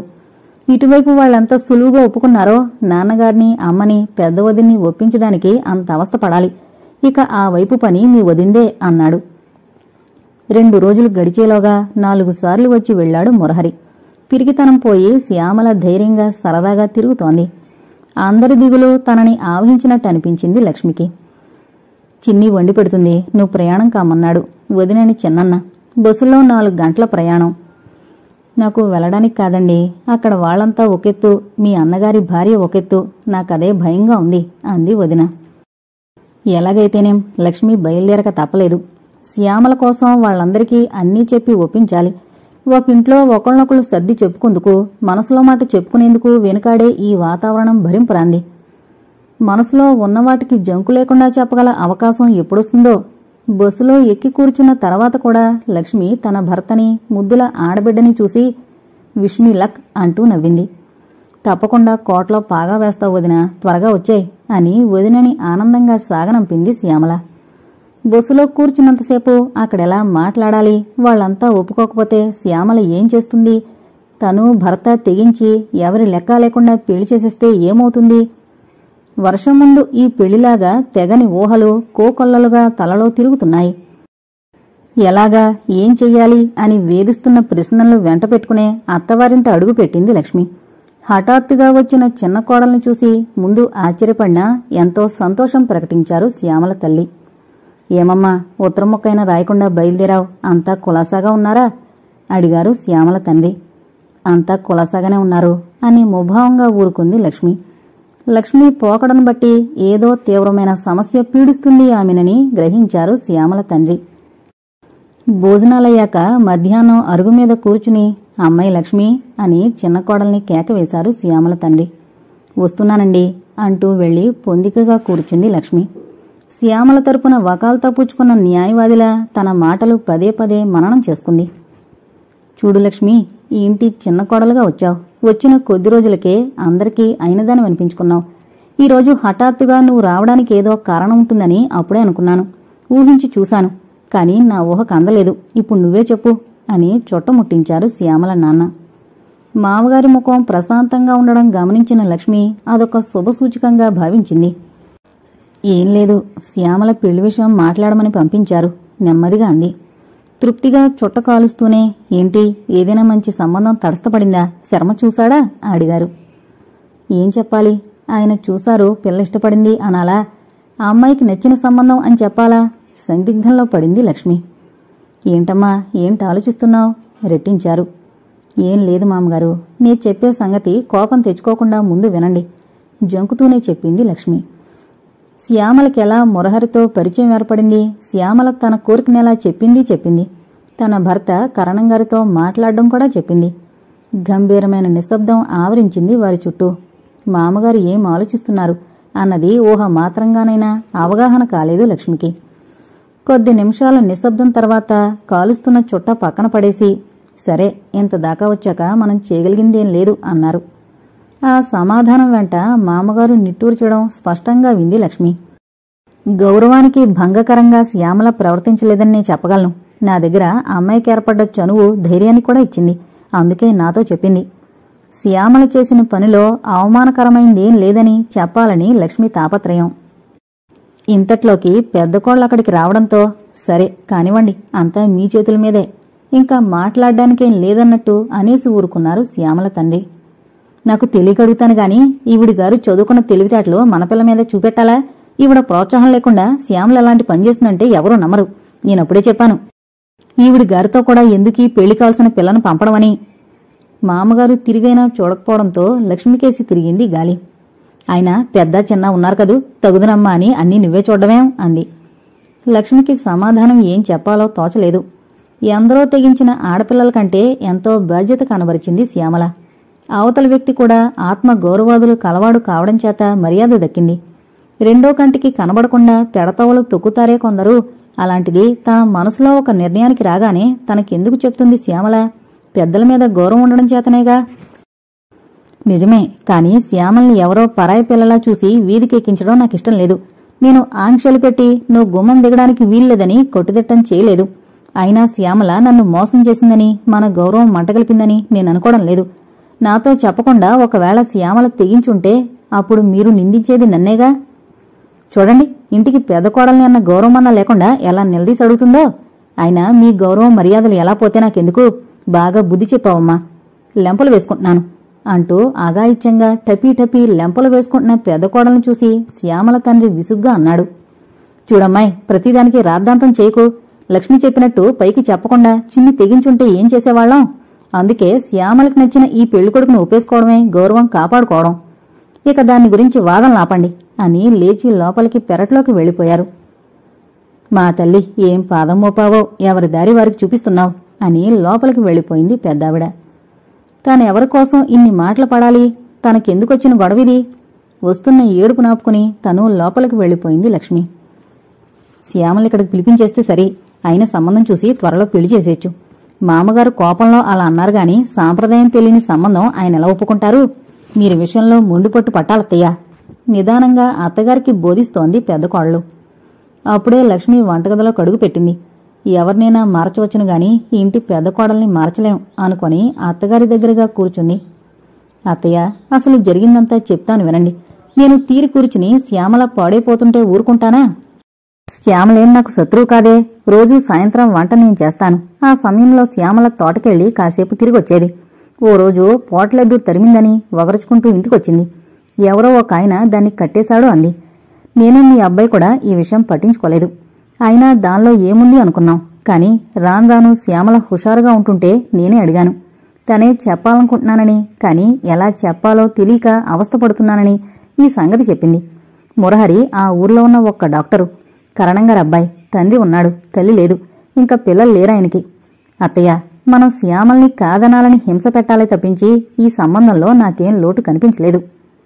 అప్పుడే మాట్లాడడం ఆపి అత్తగారు కంటతడి పెట్టడం చూసింది లక్ష్మి. మీరలా అయితే ఎలాగా? శ్యామలిలా ధైర్యం చేసి చెప్పడమే మెరుగైంది. అలా కాకుండా ఏ తప్పుదారినో నడిస్తే మనం ఏం చేయగలిగేవాళ్ళం? ఇప్పుడు పేచీలు పడి రభస చేస్తే వీధిన పడేది మనింటి గుట్టే. మీరా సంగతి మర్చిపోతున్నారు అంది. అంతా తెలుస్తూనే ఉందే తల్లి, అయినా దిక్కులేని పిల్లల అదెందుకలా చెయ్యాలని అన్నారు కళ్ళు తుడుచుకుంటూ. దానికి సమాధానం ఏమిటి? ఈ రకం ప్రశ్నలకి సమాధానాలే ఉండవు. ఎవరూ లేనివాళ్లే ప్రేమించి పెళ్లి చేసుకుంటారు, దిక్కున్నవాళ్లే చూసిన సంబంధాలు చేసుకుంటారన్న ఆవిడ అమాయకత్వానికి నొచ్చుకుంది లక్ష్మి. అలా ఏం కాదత్తయ్యా, కొందరు అమ్మాయిలకి స్వేచ్ఛిస్తే ధైర్యంగా దాన్ని వినియోగించుకుంటారు. బాధ్యత కలవాళ్లు తమ నిర్ణయాల్ని అంత ధైర్యంగానూ తమ పెద్దలకి చెప్తారు. అంతే చేసింది శ్యామల. ఇప్పుడేం లోటైందని మీరు బాధపడ్డం? మురహరి అందంగా ఉంటాడు, తగినంత ఆస్తి ఉన్నవాడే, పైగా పిల్లకి నచ్చినవాడు. ఇంతకంటే మంచి సంబంధం తేవాలంటే మామగారు ఎంత అవస్థపడాలో అంది లక్ష్మి. ఇదిగో నే చెప్తున్నా విను. ఇలా అర్థం పర్థం లేని పెళ్లిళ్ళవి ఇంట్లో జరగడానికి వీల్లేదు. మీ ఆయనకొక్కడికే కాదు, శ్యామల మీద బాధ్యతుంటా మా ఆయనకి ఉంది. ఈ సంబంధానికి ఆయన చేస్తే ఒప్పుకోనివ్వను అని రుసరుసలాడుతూ అక్కడ్నుంచి వెళ్లిపోతున్న పెద్ద కోడల్ని, ఇటు ఏం చెప్పాలో తెలియక చూస్తూ కూర్చున్న చిన్న కోడల్ని చూస్తూ ఊరుకున్నారు శ్యామల తల్లి. ఆవిడికెటు చెప్పాలో తెలియలేదు. ఆయన గప్చిప్గా ఒప్పేసుకుంటారని నే కల్లో కూడా అనుకోలేదు అన్నారు సగం స్వాగతంగా. ఇదే అదనని లక్ష్మంది. మీరలా అంటారేమిటి? ఆయనకిప్పుడు మంచి చెడ్డ తెలీదు కనుకనా ఇప్పుడు పంతాలకు పోయి శ్యామల బ్రతుకు నాశనం చేయడం మినహా చేయగలిగిందేముంది అంది. మరి అంతేలే అన్నారు నీరసంగా శ్యామల తల్లి. ఆ రాత్రి భోజనాల దగ్గర నిశ్శబ్దం తాండవించింది. ఎవరి ఊహలతో వారు సతమతమవుతున్నట్టున్నారు. చివరికి లక్ష్మి, బావగారు, మీరు శ్యామల విషయం విన్నారు. మీ తమ్ముడు చేసిన దాంట్లో తప్పేముంది? అటు వాళ్లు ఒప్పుకుంటేనే కదా మనం ఏదైనా చేయగలిగేది అంది సంభాషణలోకి దింపాలని. బావగారు వంచిన తలెత్తలేదు సరికదా, చాలా కోపంగా కూడా ఉన్నట్టు గ్రహించింది లక్ష్మి. ఇక మౌనంగా ఉండడం సహించలేక, నువ్వేదో ఇంటికొచ్చావు, నీ స్థానం నువ్వు నిలబెట్టుకోవాలంటే ఇలాంటి విషయాల్లో జోక్యం కలిగించుకోకు. ఈ పెళ్లి జరగడం అసలు ఇష్టం లేదు నాకు. నాన్నగారేదో ఓపిక లేనట్టు అనేశారు గాని నా కంఠంలో ప్రాణం ఉండగా ఇది జరగనివ్వను. ఎంత అప్రతిష్ట అన్నారు. తన భర్త అంత తీవ్రంగా మాట్లాడడం చూసి ఉబ్బిపోయింది పెద్ద కోడలు. అంతే కావాలి, లేకుంటే అనుకుంది. అంటే ఇప్పుడు ఏం చేద్దామని అడిగింది లక్ష్మి. ఏం చేద్దామని కదూ, 4 తన్ని శ్యామలిక్కడికి లాక్కొస్తాను. 2 నెలల్లో ఇంకో సంబంధం చూసి కట్టబెడతాను ఆవేశంగా అంటున్న పెద్ద కొడుకును చూసి, శాస్త్రి, దానివల్ల ప్రయోజనమేమిట్రా? అక్కడ శర్మగౌరవం దక్కపోవడానికి తోడు ఇటు శ్యామల ఏ అగాయిత్యమో తలపెడితే అన్నారు తండ్రి. అలా ఎందుకు జరగనిస్తానన్నా, అక్కడ దానికి కొమ్ములిచ్చారు, అందుకే అలా తయారైంది అన్నారు శాస్త్రి. ఇదిగో ఈవిడ మూలానే అన్నాడు మళ్ళీ. ఆ మాటతో శ్యామల తండ్రికి ఆవేశం వచ్చింది. శాస్త్రి, లక్ష్మి ఎందుకంటావు? మన బంగారం అలాంటిది అనుకోకూడదు. మన గుట్టు రచ్చకెక్కకుండా గుంబనంగా గౌరవంగా సాగిద్దామని తాపత్రయపడుతున్న పరాయి నుంచి వచ్చిన పిల్లరా లక్ష్మి, మరిచిపోకు అని గదమాయించారు. తన నిర్ణయం మారదని లక్ష్మికేసి తిరిగి, అమ్మాయి, నువ్వు మధ్యాహ్నం బస్సులో వెళ్ళు. అక్కడే మీరే పెళ్లి జరిపించండి. నాకు లేచి తిరిగే ఓపిక లేదు. శాస్త్రికి పెళ్లి ఇష్టం లేదు కనుక రాడు అనేసి లేచారాయన. అలా కోపగించుకుంటే ఎలాగండి? ఉన్న ఒక్క పిల్లకి అచ్చటా ముచ్చటా అంటున్న భార్యని ఒక్క కసురు కసిరాడు. ఏం అక్కర్లేదు, మనం పోయినాడు దాని ఆస్తి భాగం దానికి ఇద్దాంలే. అంతా కలిసి నిండుగా పెళ్లి జరిపిద్దాం అని ఆ పూటంతా రకరకాలుగా బ్రతిమలాడింది లక్ష్మి. శాస్త్రి భోజనం ముగిసిన తక్షణం బట్టలు వేసుకుని కోర్టుకు వెళ్లిపోయాడు. పెద్దావిడ తలుపులు బిగించుకుని పడుకుంది. లక్ష్మి అత్తగారి దగ్గర కూర్చుని ఇందులో తన పాత్ర చాలా తక్కువ అని చెప్పింది. ఎవరిని ఎవరూ మోసం చేసుకోవడం గాని అవమానపరచడం గాని జరగని విధంగా ఈ పెళ్లి జరిపించాలి, మీరు ఆలోచించండి అంది. సాయంత్రం బస్సుకి ప్రయాణం అయింది లక్ష్మి. వెళ్లబోయే ముందు అత్తగారు కోడల్ని వెనక్కి పిలిచి, దాని పెళ్లికైనా ఉంటుందని ఈ చంద్రహారం చేయించాను. దానికి నా చేతులతో పెట్టే యోగ్యత లేదు కాబోలు. నువ్వైనా ఇచ్చి చెప్పు. అయిన వాళ్ళ ఇందరు మనసులు నొప్పించినా తను సుఖంగా ఉంటే చాలు అని మళ్లీ కంటతడి పెట్టింది. మీరేం బెంగ పెట్టుకోకుండా అత్తయ్య, ఎలా జరగనుందో అలా జరుగుతుంది. ఈ ద్వేషాలు కార్పణ్యాలు ఓ క్షణం పక్కకు పెట్టి శ్యామల భవిష్యత్తు గురించి ఆలోచిస్తే చాలు. ఇప్పుడీ పట్టింపులున్న కాలక్రమంలో అవే సమసిపోతాయి. కాని ఇప్పుడు మనం మన పెద్దరికం నిలబెట్టాలన్న మిషతో కాదంటే శ్యామల మనకి కొండదు. మీరేం బెంగపడకండి, అన్నీ సర్దుకుంటాయి అని అత్తగారిని ఓదార్చాలని చూసింది. పెద్ద కోడలు గది వదిలి యువతలకైనా రాకపోవడం గుర్తించిన ఆవిడ ఇదేదో చిలికి చిలికి గాలివాన కాక తప్పదు అనుకుంది. బస్సెక్కించడానికి వచ్చిన మామగారు ఏమాత్రం ఆందోళన పడుతున్నట్టు తోచలేదు. కోపం కొద్దీ సరే దాని కర్మం అన్నట్టు తోచలేదు లక్ష్మికి. పోనీ మీకంతగా నచ్చకపోతే వచ్చి చెప్పి చూడండి. బావగారు అసలు పరిస్థితిని గుర్తించేలా లేరు అంది. అమ్మాయి లక్ష్మి, ఇక ఈ విషయం గురించి చర్చించుకున్న కొద్దీ అర్థం లేకుండా పోతుంది. మనం చేసేది దానికి పెళ్లే కదా. నువ్వు శర్మ కలిసి చెయ్యండి, నాకేం అభ్యంతరం లేదు. శాస్త్రంటావా, వాడి సంగతి నీకు తెలీదు. అసలు వాడి ధోరణే వేరు అన్నారు. బస్సులో ఎక్కి కూర్చుని కూడా మరో మాట అడిగింది లక్ష్మి. ఓసారొచ్చి చూడకూడదు అని. నువ్వు ధైర్యంగా ముందడుగు వేయి, ఇంక జంకకు. శ్యామల నీ తోడబుట్టిందైతే దాని మంచి చెడ్లు గమనించి ఇలాంటి పరిస్థితుల్లో ఏం చేస్తావో అదే చేయి తల్లి. నా ఆశీర్వాదం ఎప్పుడూ ఉంటుంది నీకు. ఇక్కడ పెద్దవాడిని నొప్పించి నేను ఈ పనికి పూనుకోను. అందుకే మీ మీద పెడుతున్నాను భారం అన్నారు. మామగారిచ్చిన ధైర్యానికి కొండంత బలం వచ్చినట్లయింది లక్ష్మికి. ఇక శ్యామల భవితవ్యానికి అడ్డంకు లేదు. కోరిన వాణ్ణి పెళ్లి చేసుకుని సంసారం స్వర్గం చేసుకుంటుందో నరకమో అది ఆ పిల్ల చేతుల్లో పని అని హాయిగా దీర్ఘంగా నిట్టూర్చింది లక్ష్మి. ఎప్పుడూ లేంది బస్సు ఆగ మేఘాల మీద ప్రయాణం చేస్తుందో అనిపించింది. గుమ్మంలో అడుగు పెడుతున్న చిన్న వదినను అమాంతం కౌగిలించుకుంది శ్యామల. ఏమైంది అంది ఆత్రంగా. నన్ను లోపలికి రాని చెప్తాను అంటూ లోపలికి నడిచింది లక్ష్మి. అంతా విన్న శ్యామల వదిన ధైర్యానికి జోహారు అనుకుంది. ఈవిడ అండ చూసుకుని తాను ప్రాణాలతో ఉన్నాను అనుకుంది. వదిన, నీ మేలు మరువను అంది ప్రేమ ఉట్టిపడుతూ. నాకేం ఇవ్వద్దు, మీ అన్నగారి గౌరవం దక్కేలా హుందాగా కోపరం చేసుకో, అంతే చాలు అంది శ్యామల తలని మురుతూ. అందరూ ఉండి శ్యామలకి తను పెళ్లి చేయవలసొచ్చిందే అని మనసు బాధపడ్డా ఈ విధంగా పరిష్కారం కావడమే మేలు అనిపించింది. చిన్నన్న విషయమంతా బాగా గ్రహించాడు. అందుకే త్వరలోనే ముహూర్తం పెట్టించి సింపుల్గా చేసేద్దాం పెళ్లి, మిగిలిన విషయాలు తర్వాత ఆలోచిద్దాం అన్నాడు. అవును, అదే మంచిది. ఆలస్యం వల్ల అనర్థాలే రావచ్చు అంది లక్ష్మి. ఏటుకెదిరిదినా నిశ్చింతగా నిద్రపోయింది శ్యామల. ఇవే స్వర్గానికి నిచ్చెనలు, నేనింకా తొలిమెట్టు మీదే ఉన్నాను అనుకుంది కాబోలు నిద్రలోనే నవ్వుకుంది. ఊరి కరణంగారింటి పెళ్లంటే సామాన్యమా? ఎంత సింపుల్గా చెయ్యాలన్నా అది ఘనంగానే జరిగి తీరుతుంది. ఊళ్ళో ఎప్పుడూ పరిచయం కూడా లేని వాళ్లంతా వచ్చి చేదోడుగా పెళ్లి పనులు సాగించారు. ఎలాగా తలపెట్టాం, పెళ్లి భోజనాలు లేకపోవడమేమిటి చిన్ని పెళ్లికి అని చిన్నన్న వంటవారిని ఏర్పాటు చేశాడు. కొత్త తాటాకుల పందిరి కనుల పండువుగా ఉంది. మామిడాకుల తోరణాలు గాలికి కదులుతున్నాయి. పందిట్లో అందరూ కూర్చునేందుకు సుబ్బి శుభ్రంగా అలికి ముగ్గులు వేసింది. పెళ్లికూతురు శ్యామల ఎంత సిగ్గుపడుతున్నా లక్ష్మి వెంట తోకలా తిరుగుతూనే ఉంది. నువ్వెక్కడో కూర్చోక ఎందుకిలా నా కొంగు పట్టుకుంటావు అంది లక్ష్మి సాధింపుగా.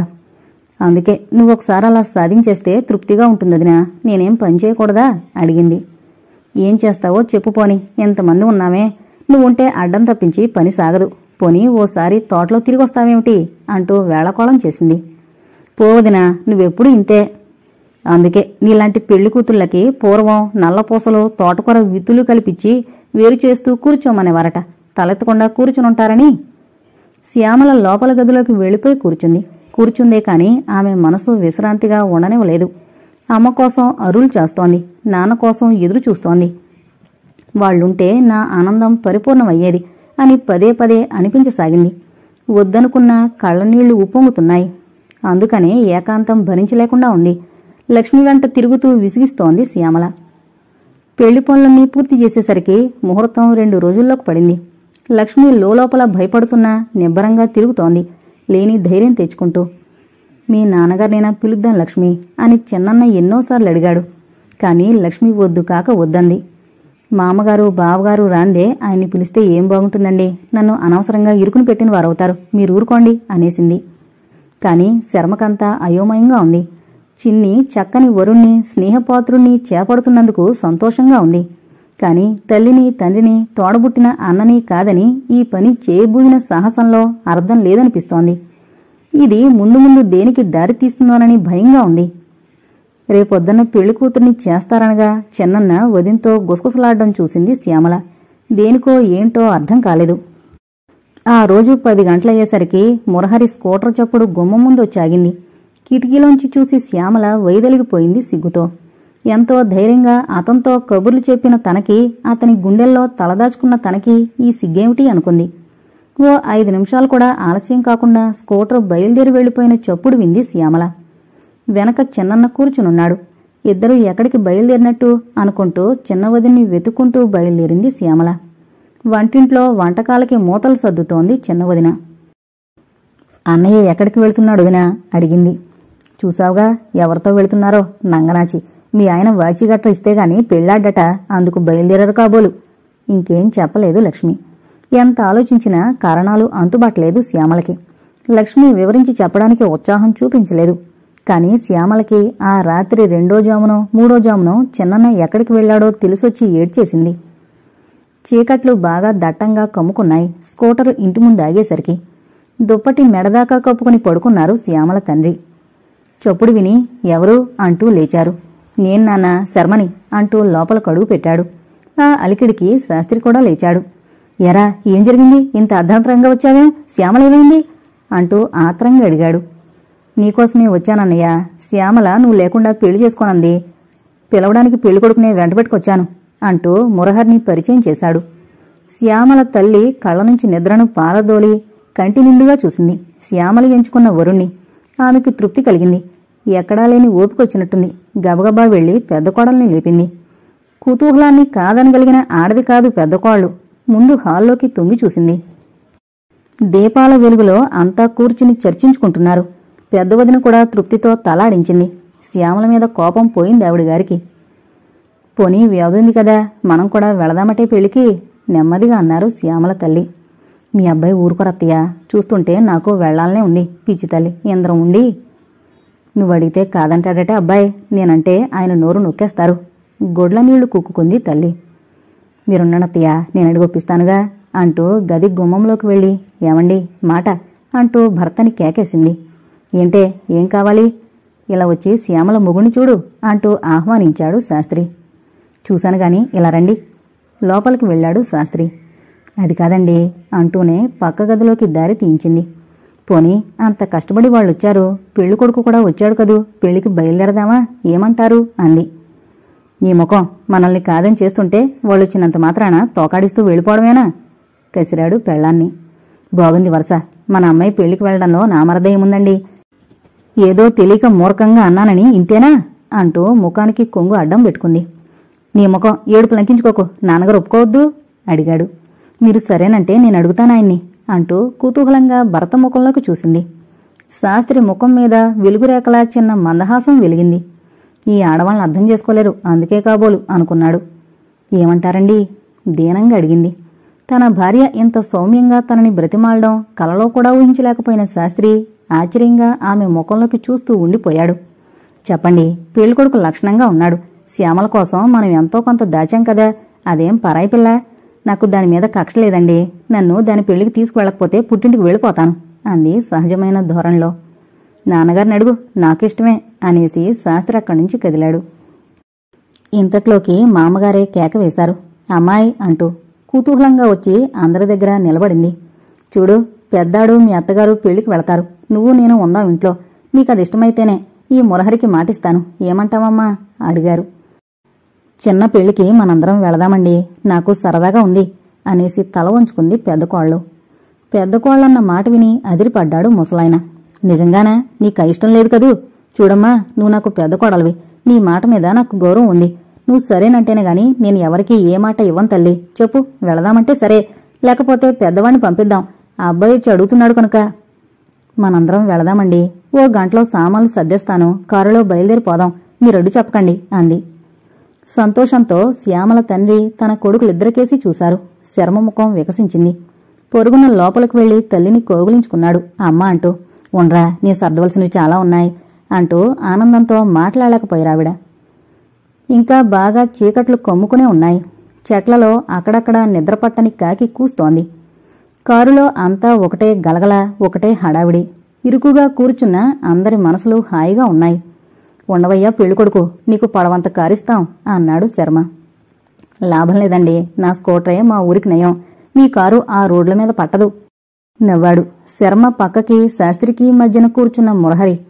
వెనక సీట్లో ఒడిలో పిల్లల్ని సర్దుకుని కూర్చున్నారు పెద్ద కోడలు శ్యామల తల్లి. ఓ వారగా తన ఊహల్లో తేలుతూ కూర్చున్నారు శ్యామల తండ్రి. కారు పెళ్లింటి ముందు ఆగేసరికి తెలతల వారుతోంది.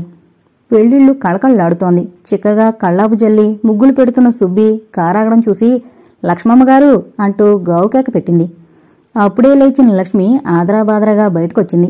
శ్యామల కూడా పొరుగునొచ్చింది. కారు దిగుతున్న వాళ్ళని చూసి శ్యామల గుండెలకి రెక్కలొచ్చాయి. నాన్నా, అన్నయ్య అంటూ అమాంతం వెళ్లి పెద్దన్న గుండెల మీద వాలిపోయింది. పోవే పిచ్చి, పొద్దుటే కన్నీళ్లేమిటి అంటూ తలని మిరాడు. అవునవును, ఎంత ఒప్పించి తీసుకొస్తే నన్ను చూడనైనా చూడలేదు అంది వెనక నుంచి పెద్ద వదిన. వదినా అంటూ సిగ్గన్నా లేకుండా చెంప మీద ముద్దు పెట్టింది శ్యామల. పోవే బరి తెగించిన పిల్ల అంటూ లోపలికి నడిచింది పెద్ద వదిన. ముందు గదిలోకి వెళుతూనే కొంగు నడుముకు దోపుతూ కాఫీలంటూ ఉన్నాయా అంది. అక్కయ్య అంటూ లక్ష్మొచ్చి ఆప్యాయంగా పెద్దావిడ భుజాల మీద చేయి వేసింది.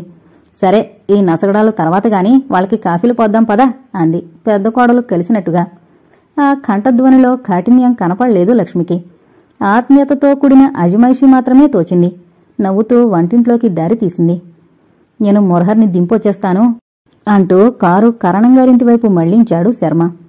మురహరి ఇంటి అరుగు మీద పొందు పొల్ల నములుతూ కూర్చున్న మామగారిని చూసి అదిరిపడ్డాడు శర్మ. మీరిక్కడికెలా వచ్చారు అన్నాడు తను చూస్తోంది నమ్మలేక. కరణం మావోడే ఎల్లుడు, నేను మగపెళ్లివారి తరపు అంటూ నవ్వారాయన. నే త్వరగా వెళ్లి లక్ష్మికి సంగతి చెప్తాను, దాని సంతోషం పూర్తవుతుంది అంటూ మురహర్ని దింపేసి కారు తిప్పి ఇల్లు చేరాడు శర్మ. ఇంటి ముంగిట అప్పుడే వాయించడం ప్రారంభిస్తున్నారు మేళగాళ్లు. భర్త రాక కోసం ఎదురుచూస్తున్న లక్ష్మి ముందుకొచ్చింది కారు చూసి. చిన్నదినా ఇలారా అంటూ కారు దగ్గరికి పిలిచాడు శర్మ. కిటికీ దగ్గరగా వచ్చిన లక్ష్మి చెంపకు చిన్న ముద్దు పెట్టి, ఇంటిగుట్టు కాపాడిన ఇలవేలుప, మీ నాన్నగారు మగపెళ్లివారి తరపట, పెళ్లికని కరణంగారింటికొచ్చారు అన్నాడు. అమాంతం వంగి భర్త చెంపన గట్టిగా ముద్దెట్టుకుంది లక్ష్మి. చదువుకున్న పిల్లలింతే, సిగ్గులేదు అంటూ భార్య వెనక ఇంట్లోకి నడిచాడు శర్మ. చిన్నన్నా అంటూ తుఫాన్లా వచ్చి మీద పడింది శ్యామల. ఆగవే, పోట్లెద్దులో వచ్చేశావు అన్నాడు నవ్వుతూ. అంతే, సిగ్గుతో చెంపలు కెంపుల్లా అయిపోయాయి. ముఖం చేతుల్లో దాచుకుని లోపల గదిలోకి పరుగు తీసింది శ్యామల. పెళ్లికూతుర్ని చేయడానికి అన్నీ సిద్ధం చేస్తున్నారు పెద్ద వదిన చిన్న వదిన. అందర్నీ పురమాయిస్తూ అటు ఇటు ఉత్సాహంగా తిరుగుతున్నారు శ్యామల తల్లి. తుఫాను వెలిసిన సంద్రంలా ఆనంద తరంగాలు ఊగిసలాడుతున్నాయి ఆమె మనసులో. ఏమన్నా చదువుకున్న పిల్లలకి ఇంగిత జ్ఞానం ఎక్కువ అనుకున్నారు. పెద్దావిడితో జాగ్రత్తగానూ చనువుగానూ మసులుతూ ఆమె చేత సరదాగా పనులు చేయిస్తూ చెప్పించుకుంటూ తిరుగుతున్న చిన్నావిని చూసి, ఏమే మాట అంటున్న భర్త పిలుపు విని, ఎక్కడికొస్తే మటుకు ఈయనగారి అజమాయిషి తప్పదు అనుకుంటూ సరదాగా అరుగు మీదకు నడిచారు శ్యామల తల్లి. ఇంతటితో చిన్న వదిన అనే నవల కంప్లీట్ అయిందండి. దయచేసి మన ఛానల్ అందరూ సబ్స్క్రైబ్ చేసుకోగలరు. Thank you.